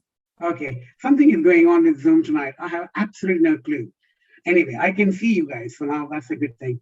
No, Maria, that list was actually, it's a laundry list, right? I mean, there's everybody that I could think of, I threw them in, but you're right. It's going to have to be sort of, shortened. It has to be more focused. And our focus is going to be, like James said, social and racial justice. That's what we are. And which is why the Human Rights Commission and the Commission on Social and Racial Justice that the city has. So we're going to think about those organizations quite a lot. The other part that I personally was thinking about, and that may or may not make sense to everybody, and this is a sort of, I'm bringing my own baggage a little bit with me as an architect and urban designer. There's a large conversation going on across the city of New York, including city agencies, where they're talking about looking at public space differently and what we call spatial care and well-being. Now that's a very sort of, it's not a new concept, it's an old concept, very prevalent in Europe. Prevalent here as well, but under different name. And now since pandemic, it's begun to become more current. So the well-being and wellness and health and mental health and all of those issues are being put together under one umbrella, where the space is where it sort of plays out, right? So what do we mean by that? Public space, streets, outdoor dining, open streets, all of these places and spaces become the turf, become the ground where it plays out in different ways, number one. Number two, pandemic has also taught us a whole bunch of things about our own need for space. So people who live in the apartment buildings and don't have enough public space, their need has changed. So, the whole idea of infrastructures of care, which include health, police, services for the homeless, all of that gets thrown into the mix.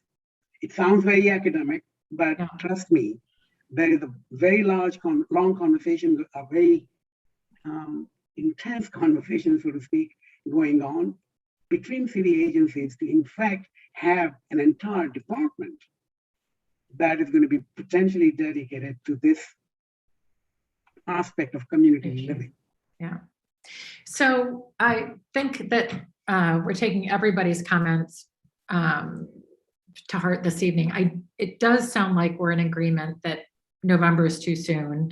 And to Chris's point, it's a really good point that there's going to be a shift in a lot of people. So maybe if we think about a forum in January or February, that might make a lot more sense. I am mindful about the time right now. It's already 8:20. I know we're trying to get done by 8:30. And there's still one topic I think that's really important we discuss. We want to identify, are there issues that we would like to propose be addressed with funding, right, that are to be reviewed and included in the budget that is going to be proposed. You know what I mean? Like, are there issues? And frankly, I'll just jump in with my opinion, but I do think that we should maybe say something about, people walking the beat, right? And that we should say that that's something that we recommend as the Social and Racial Justice Task Force, that our city should put some money towards. But obviously, if there are any other things that people want to raise, and I'd love to hear people's feedback on that proposal. Thoughts? Tina? Yeah, I think that's a great idea. I mean, at one point years ago, that was brought up as a priority, I think earlier in the de Blasio administration. Please correct me if I'm wrong. I'm happy to hear corrections, but I thought that was going to be a big effort was going to be made about people walking the beat, about police officers knowing their community and the people in their community and the trends and so forth and so on. And then it sort of disappeared. And I'd like to find out why. What was there such a plan? What was the plan? Did it work? Did it not work? And why? And then how can we move forward from there? Because in several instances, I'll be walking my dog and around the corner is the BRC, which is a very large, too large homeless shelter. And we're talking 400 beds, mega shelter, that I would like to see made into a family shelter. I think it could easily be reconfigured. So that could be something maybe for a different committee. But so the officers are in the middle of the block and I'm like, there's drug dealing just 2 doors down this way. And over there, I said, I can see it. Why aren't you walking the block? I mean, it's saying those that are, let's put it this way, that maybe up to no good, they're smart people. They know how to get away with what they want to get away with. And by having community policing, it just puts people on notice that, eyes are on you, professional. As someone said earlier, that police officers are so trained, they know if someone's packing a gun from a block away. So that's a long-winded way of saying that yes, I'd like to see that come back. And I'll just leave you with this. I was on my way to see my first movie in a movie theater in a year and a half. And there was a police officer, 2 police officers sitting in a car right on 33rd and 8th. Meanwhile, there's a man with a parrot.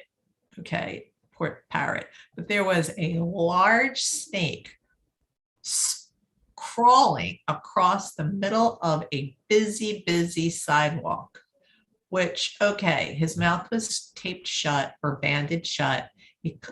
Passerbys couldn't get bitten, but what about the inhumanity of that animal? And when I brought it up to police officers, they were kind of looking at me like, and this is our problem? They're like, maybe you want to contact the right agency to confiscate this poor animal because nobody else is looking out for it. So again, it's those sorts of boots on the ground concerns. Great, thanks, Tina. And I see that Carrie has her hand up. Thank you for entertaining me. I know I'm not a member. Somebody mentioned, I was writing as fast as I could, but 8 for 8, and a police officer from, I believe, Midtown South, who initiated that program. Maybe we look into that and speak to her and see if, what was it, and can we implement that in other places? And maybe that's a budget request, is doing a study on that and seeing if it's applicable to everywhere. Thank you. Sounds good. Thanks. Maria? Was your hand up again? Yeah, can you hear me? Yes. Okay, perfect. It's just that I switched the audio. That's how come I was having an issue before. I was going to say, to be frank, that I think asking for more funding for police, to me, almost feels antithetical to this task force. However, I feel like it is something we should be asking for. Actually, Maria, can I just hop in there for a second and say, that's actually not what I was suggesting.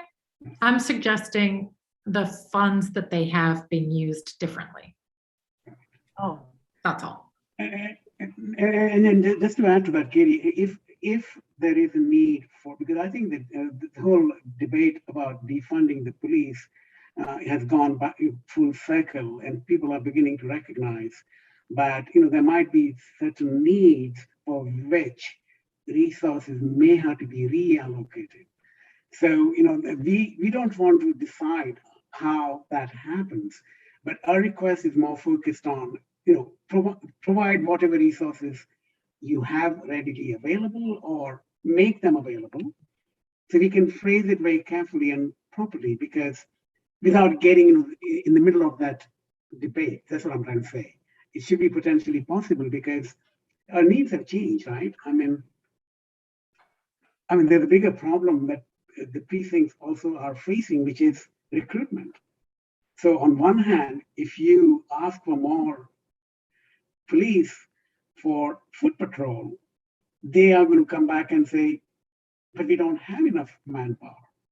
So it's a kind of a resource issue in both, in the sense of actual manpower as well as the budget, right? It's not one or the other. So I know I'm not making any sense, but what I'm saying is that sorry, go ahead, Maria. No, it's not that it's not making sense. I think does make sense. I hear what Katie's saying, just reallocate the funding reallocate the funds that is already in existence. I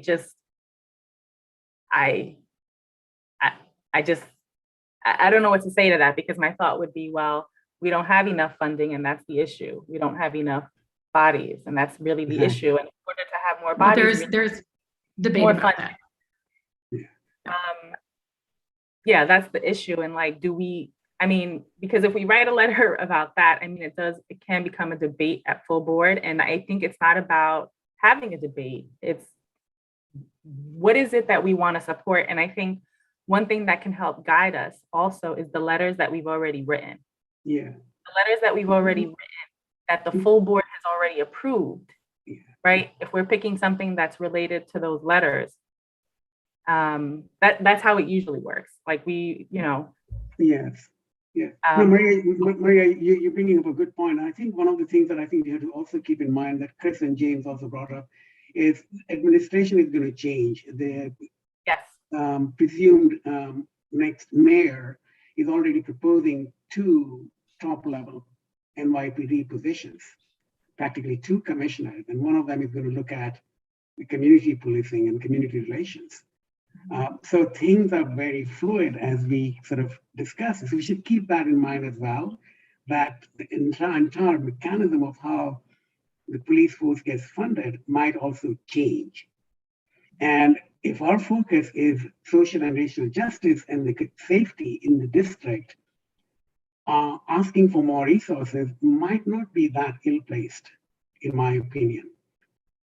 So, given some of the issues we have in our district, I don't think it is either.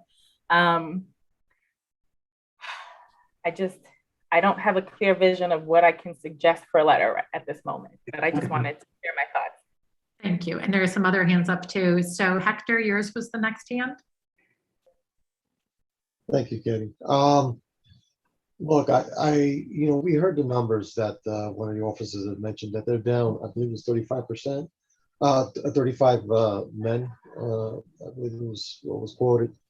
That was, I can't say this for 100% certain, but from the reports I've read, it's due to basically the situation that the police officers went through over the past year, to force retirement or retirement on their own, or they just got a better offer someplace else because honestly, maybe they're not being appreciated as much as in New York anymore.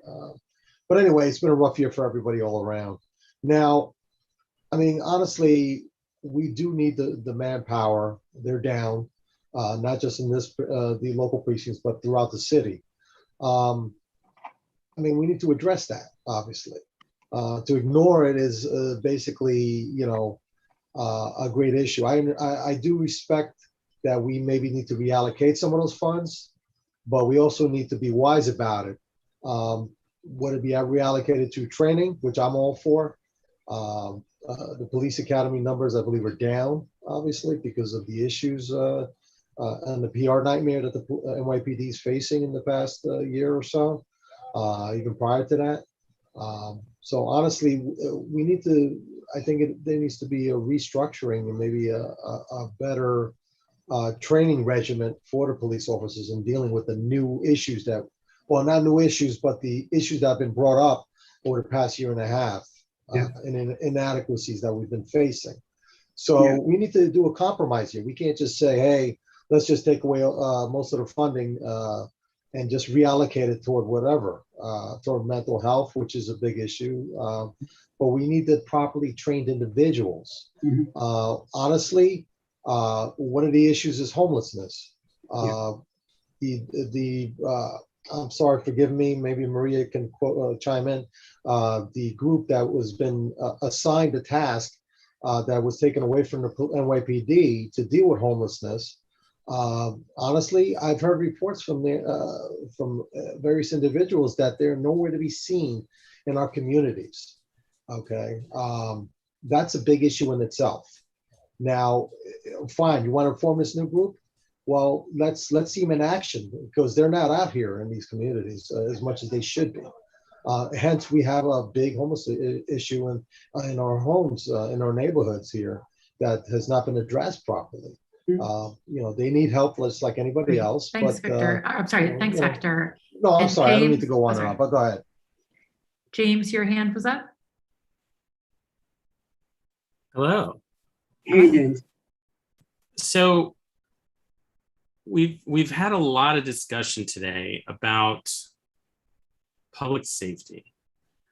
And, a couple of times it was brought back around specifically to, the safety of women and girls, which is a little more in line with what I see as at least part of the mandate of this task force. And that was specifically addressed with regard to escorting school-age children to and from the various means of transportation in order to potentially decrease assaults. But this idea of general public safety, I guess I might be echoing what Maria said.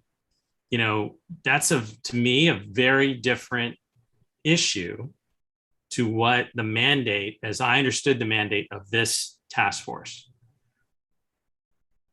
As a person of color, when I walk down the street, I have a lot of respect for police officers. That being said, if I'm dressed particularly dumpy on a particular day, I don't feel as safe. Because I don't know if I'm going to be questioned walking in my cool Chelsea neighborhood as to whether or not I'm supposed to be here. So I just want to be really clear. And Hector, I served in the military. Like I'm a big supporter of people in uniform. I know the challenges they face. By and large, good people trying to do their job. And I also agree with Hector that, potentially we're talking about, focusing on training. Because to me, if you look at the numbers, it does not go without saying that reduced staffing is automatically something we should be concerned about. Because the fact is, if we have police staffing levels that are down by 30%, and yet crime has been static, then what's the problem? There is no automatic correlation between the incidence of crime and the prevalence of police presence. It's just, we can look at the data today and see that that's not true. So really, I see this as an opportunity. As we ramp up staffing levels with new, younger police officers, they can either be inculcated in a culture that views it as us against them, that views protests as unpatriotic, that views people of color as dangerous, or they can be inculcated into a culture that heightens community engagement, that doesn't just look at Black and brown people as automatic suspects, and that this committee, this task force, can do something about that. It's becoming extremely frustrating. I think one of the reasons we're seeing fewer and fewer people attend this task force meeting is because we spend 2 hours talking, very politely to the police when we should be advocating for change. This has been a year in the making now. And I appreciate all the polite conversation, but at the end of the day, at the very beginning of this task force, I said, we want to be moving toward measurable results. And to me, that doesn't mean having, polite conversation. That means what changes are we going to make, and how are we going to make those changes have effectuate a demonstrable difference in the way policing is done, in the way women are treated, and in the way Black and brown people are treated in the city. So, I'm a little frustrated in my tone. I appreciate all of my colleagues here. And I hope you all understand where I'm coming from when I say all the things that I've just said. I would like for us to try and refocus our efforts and not go off the beaten path talking about, and Vera and I work with architects all the time, a lot of respect for architecture, but it's kind of an esoteric architectural conversation that's very academic. Like we have people, we have a woman who was, it was in Philadelphia, but who was assaulted, and people were videotaping it and didn't call the police. We have people who are being pushed on the subway tracks. We have black children being shot in the streets. James, So all of these things, yes, they are, are relevant to public safety, but let's remember we're the Social and Racial Justice Task Force. Yeah. And that includes violence against women and concerns of Black and brown people.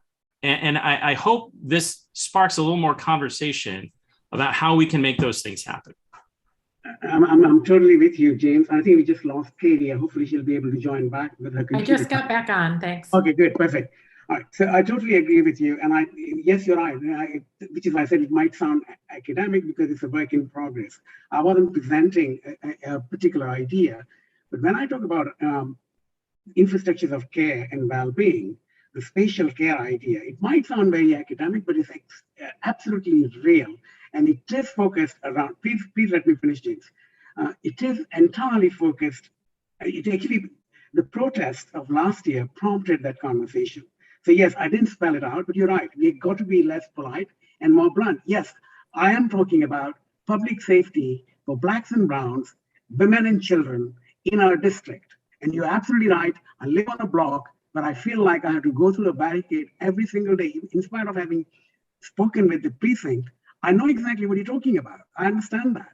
But the overlaps are such that, it's not one or the other, it's both and. And that's the scenario that we are in. So it's not only you and I or somebody in particular who is feeling uncomfortable. It's as a community, all of us should feel uncomfortable about any particular group being targeted, which is why we want to keep it broader. But at the same time, yes, the conversation springs from the fact that the Black and the brown community does feel differently in this district. I will give you examples. I have done surveys around Highline, and I've asked public housing folks, how many of you hang out on Highline? They said, rarely. That explains why. The question is very simple. They don't feel comfortable. Right? So there are these degrees of separation, yes. Now, I don't want to sort of make this into a purely theoretical conversation. So yes, you're right. I don't know what is measurable. But if we want city to fund that extra department, that is a very concrete request. As I've said, Varen, I don't know that there is any statistical support for the contention that increased expenditures on police staffing is going to make a significant dent in public safety, number one. And number two, it has nothing to do with our broader mandate of this task force, which is the safety of Black and brown people and women. This is the Social and Racial Justice Task Force. So my contention is, if we're going to talk about NYPD, that we should talk about how it impacts, not incidentally, Black and brown people and women because they're a subset of the public, but specifically how their behavior impacts Black and brown people and women. Do you see that that's a slight distinction from what you were saying? And I understand what you were saying. I totally understand what you're saying. And my contention is that is adjacent to what we're talking about, or what we should be talking about. I totally agree with you. Your read of our conversation with the precinct was actually structured in the sense that we wanted to hear from them more than simply turn this into a forum like any other, where we ask them questions and put them on the spot. That was something that we didn't think our job was. Our role was to listen to what they have done. And unfortunately, we haven't heard, except for the last conversation that we had with Officer Kelly, where he actually did speak about what NYPD has done in terms of concrete steps they've taken since February. That's the first time I ever heard anyone from NYPD tell us. That's the question that none of the other precincts answered. So you're right. And we can still get that answer without being impolite. I hope. Leslie, I saw that your hand went up and you haven't spoken recently on this topic. So I'll go to you first before I go back to others. Okay, no problem. I signed up for the Social and Racial Justice Task Force, but ended up at the police committee meeting. That was tonight. That's my first comment. Second comment is I agree with James, and if there are people that are hired into the police department, the concern is that they don't fall into the ideology politics versus identity politics. Mm-hmm. And that's where you get the blue line. And that's where people get blind to what they need to do to protect and serve the community. That's the concern that I have. And I understand that if the senior levels of the police department leave, then you've got the younger members who will then move up through the ranks, which hopefully will occur and help to diversify the police departments in all the different areas that we have. But that's a real concern. Who leaves first? And if the young people leave first, then they would be the people who most likely to be Black and brown and Asian people. So, Leslie, do you have a suggestion in this discussion about making any requests towards budget allocation? So it sounds like maybe you're talking about training too, is that right? Well, training is certainly something that is needed, but I think there also needs to be some acknowledgement. Unfortunately, going into an area where you know in January, the potential mayor comes from the police department. Rightly or wrongly, that's where it's going to lay. And so I think that's going to impact all of what we do and how we look at these things going forward. It was already mentioned in the first conversations that we had tonight. So we are in a different place right now, but we need to maintain our ground in ensuring that our people in our communities are protected rightly by the people who should be protecting them. So if training is needed, then training is what it is. But we also need to be involved, and I appreciate the thought about having them come to present. I appreciate that, to get to know more about what they do. But frankly, I've been to so many of these meetings. I used to go to them. I stopped going because it became a rote contest. Every meeting that they had, they recited the same thing, and you have to protect us. You have to get more funding, and the mayor is crap, et cetera, et cetera. This is word for word at every single meeting. So I stopped attending. I could just play it back and tell you exactly what's said at every meeting. Why bother? There's nothing learned by going to these meetings for the uneducated or uninitiated, I should say. That's all I have to say. Thanks. No, Leslie and James, both of you are right. I'm not even defining what this task force has done or hasn't done. The problem is this: the only reason why we wanted all the precincts to come and speak to the task force was in response to our own letter that we had written last year when we started the task force. What has NYPD, what have the precincts done since last year? None of them answered that question, except for Officer Cali today. And that is unfortunate. So the intent for this task force to invite them was not to replicate what happens elsewhere. We had a very focused question when we asked them, and practically everybody dodged that question. Ignored it. On my pay grade, or I don't have an answer to that. Yeah. Tina, you were up next. Yeah, I'll be quick. One, when I hear the word above my pay grade, my next question is, well, who do you suggest we speak with? How do we contact them? Let's bring them in. If you can't answer the question, we deserve an answer. Where do we go to get that answer? That's one.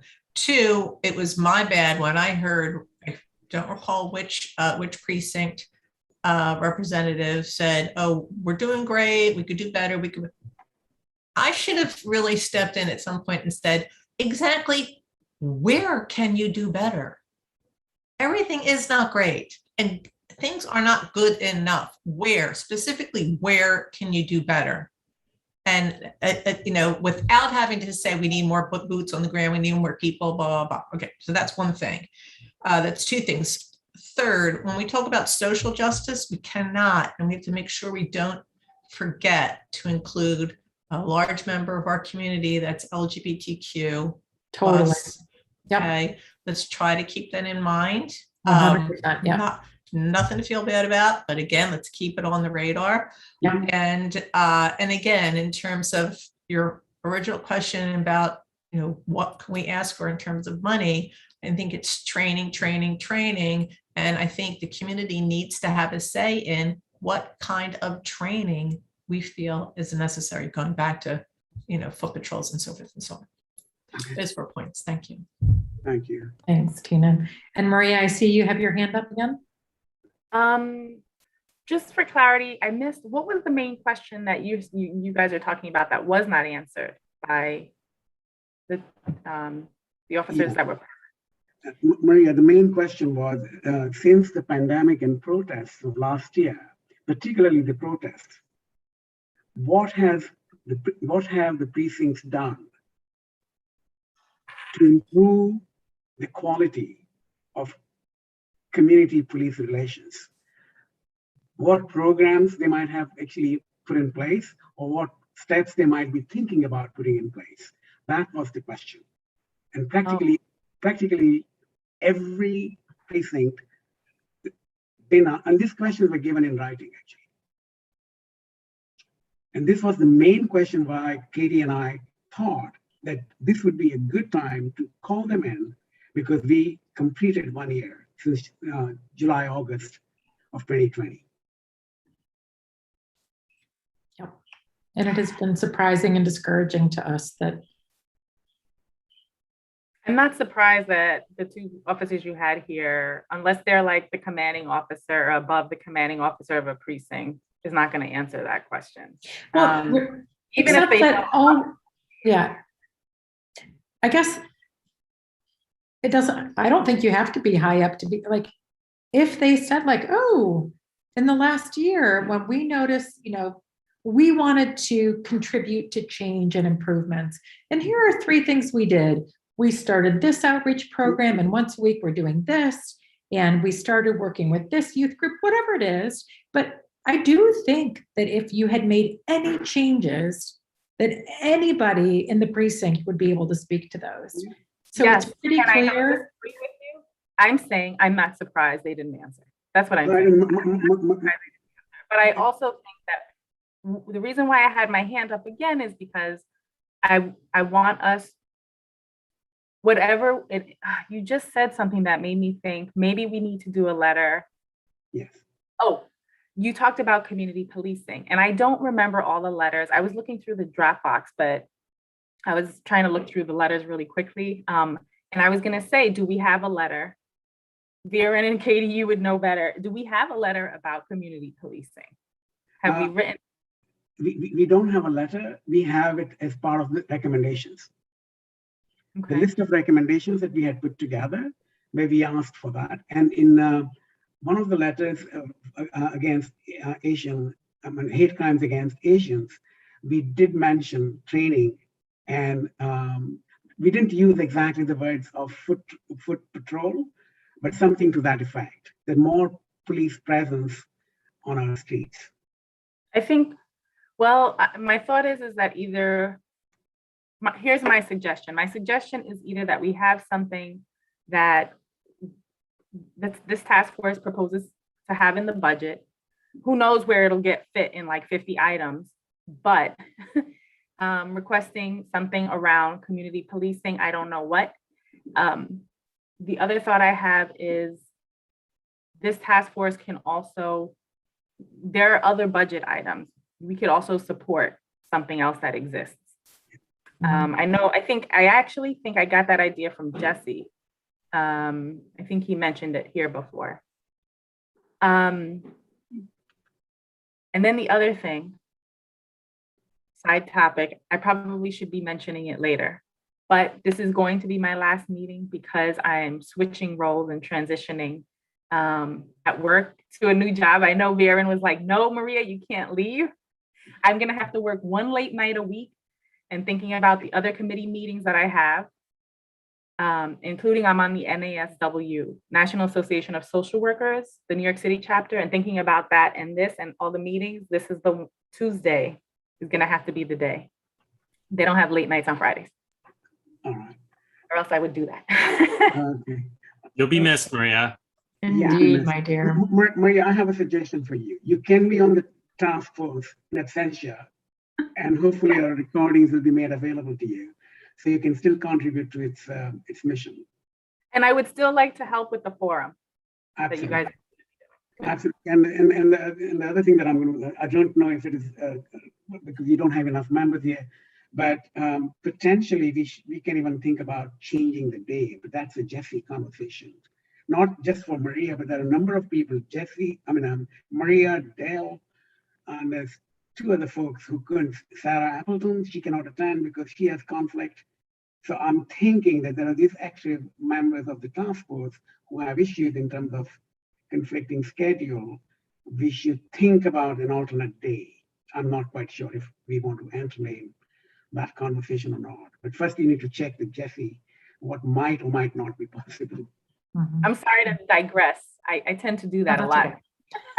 So what do you guys, so that's my idea. My suggestion is either like something related to community policing. And even though James, I love what you said. I loved what you said. I would throw hearts at you, but I can't. And I feel like, yes, what James just said, but I feel like we have to focus on like CB4 and like the issues that we have here. And oh, absolutely. This is hard. This is a hard, sometimes I just feel like these conversations that we have, even though we do it like nice and politely, are really kind of can be heavy and hard to have. So let me provide. Even thinking about community, I'm sorry, James, but even thinking about community policing, if we're putting that into the budget request, really what we're requesting is something for this community. And if nobody else in the city is requesting that, I don't know how that gets weight. I mean, our budget is advisory anyway, right? And really what has the most weight is going to be like the things that are the top 5 or the top 10 things on the budget. Yeah. Right. And so that's the other thing is like thinking about, well, maybe we can support something else. So yeah, those are my 2 thoughts. Let me just say one thing for Vera and Katie and Maria and I understand we're part of a big machine, and that machine includes a budget process. What I'd like to posit for the group is that we can make a difference regardless of what's happening with the budget. We can make a difference beyond just the fact that we're a task force that's like, a stepchild of the community board. And the way I think we can make a difference, for example, is given that staffing levels are down, and I suggested this a couple of meetings ago, and it was met with, some, humor, but also no pushback from the police representatives we had in attendance. But I suggested that we do an ice cream social. Now, that sounds very funny, but at the same time, there's a very serious point with that. And that is, if you can engage young officers who will be the leaders of the future in a social forum, not in these panel discussions where they have a party line and they have, the budget demands that they're making, and they just want to hire more people, and they just want more money. If you can engage these younger officers as members of the community and have them interact with Black and brown people who live in the community, then as they get older, as they get more experienced, they will have those human interactions. And there's only so many hours in a day, so many days in a year, and so many years in a career. And if they don't have those valuable experiences, and if they don't make them a priority, and the response from the NYPD who was in attendance was, if you organize it, we'll show up. It's like, no, that's not the answer. The answer is you organize it. It's your obligation to engage the community. Don't make it, if I throw an ice cream social, you'll show up. Yeah. And that's what I'm asking. And that's what I'm asking you, Viren, and you, Katie, to, kind of use the bully pulpit of this task force to hold their feet to the fire and not be satisfied with them not answering the questions that we posited in writing. But And actually, by- and this is one of the suggestions that came up in our recommendations, was very specifically about there being interactions organized between the police and youth in our community. And we said, whether it's through PAL or something else, that there needs to be something going on. And I don't know if you heard it earlier, I can't remember if everybody was here, but when Rosa spoke about sort of what was great about her growing up in our neighborhood, she specifically said there was this very active, PAL or whatever on 50th Street. And she said she took ballet lessons there, right? Like, that's awesome. And she remembers it, years later, that there are these kinds, that there was clearly some sort of after school program or whatever that was related to. And I think absolutely that's the kind of thing that we need to be encouraging. And James, I would actually say, like, yes, in an ideal world, it would be lovely if the police organized it, but I'm even happy if we organize it. Like, absolutely, let that be one of the things that's in our budget. Like, let there be something that is about community engagement with the safety officers in our community. But I agree, like, it'd be awesome if they organized it. But it's one of the things that we can think about, how we ask for money being allocated. But I totally agree, ice cream socials, but not just like these one-off things that happen, I don't know, twice a year. There should be like really regular activities that happen. So Katie, how about just proposing, asking for budget for particular programs for the community and police to engage, and particularly with the youth? How about sort of, crafting a little budget item around that idea, that either you sort of, because PAL still exists, and if I'm not mistaken, Officer Kelly mentioned, some sort of a program that they organized in the community. I don't know who organized it. I can't remember right now what he said, whether it was initiated by the police or was it initiated by some other group.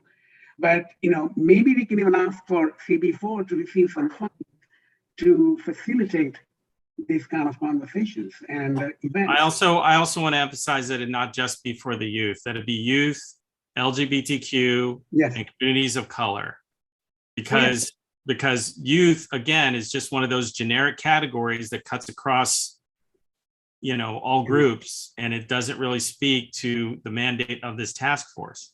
So communities of color, women, and LGBTQ groups, women who, are going through a terrible time right now with regard to the terrible practices of the Special Victims Division and not properly carrying out rape investigations.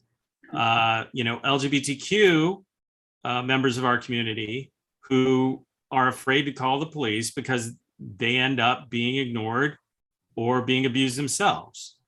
And of course, communities of color who end up being the suspect or get police called on them for just being in the community.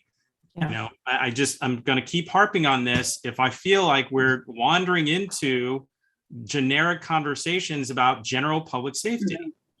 But James, I think one of the things we're talking about is social and racial justice. And I just hit on all of the categories. Social does not mean everybody. If that's the case, then we need to the committee has no purpose.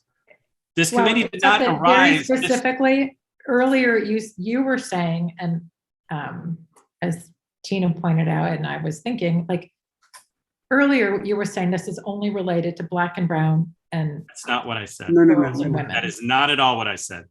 Oh, then I misunderstood your terminology. I said very clearly, I said women, and I said people of color, Black and Brown communities, and Tina corrected me to include LGBTQ, which I 100% embrace. Marvelous, exactly. So I think we're all on the same page here, but I'm agreeing with you, but expanding it, that we're dealing with all issues of racial justice, and that we're not limiting it to, and I'm actually, as I said earlier, I'm agreeing with you. I totally think we need to be very specifically looking at making a request, thinking about the wording. And I think what we'll need to do, because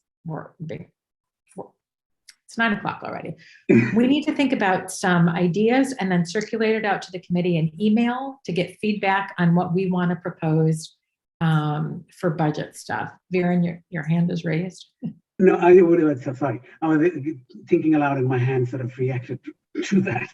No, James, your point is very well taken. I think what I would suggest that we should craft that language and we should circulate that amongst ourselves before 27th, so that we can send it actually ASAP, actually, because Jesse is waiting for it.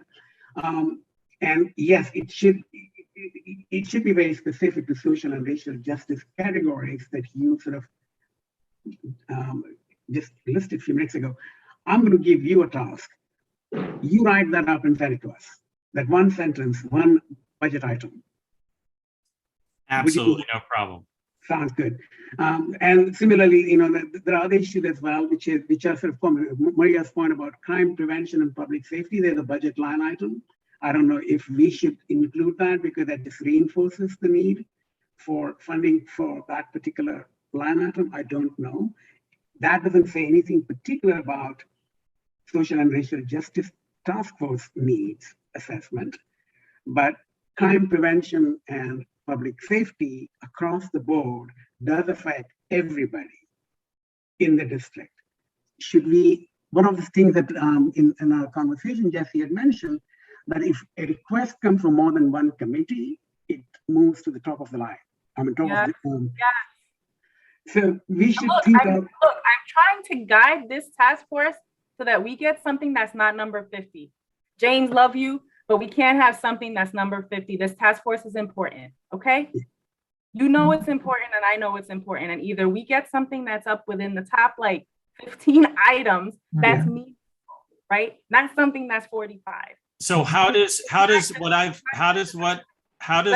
said? No, I'm trying to understand. I'm asking for clarification. Let me finish my sentence because you speak a lot. What I would like to say is that it's something that, like, you did an excellent job. Remember that issue with the letter? Like, you knew how to word it and what to do, and you spoke to everybody. It was because of you we got to where we got with that letter, right?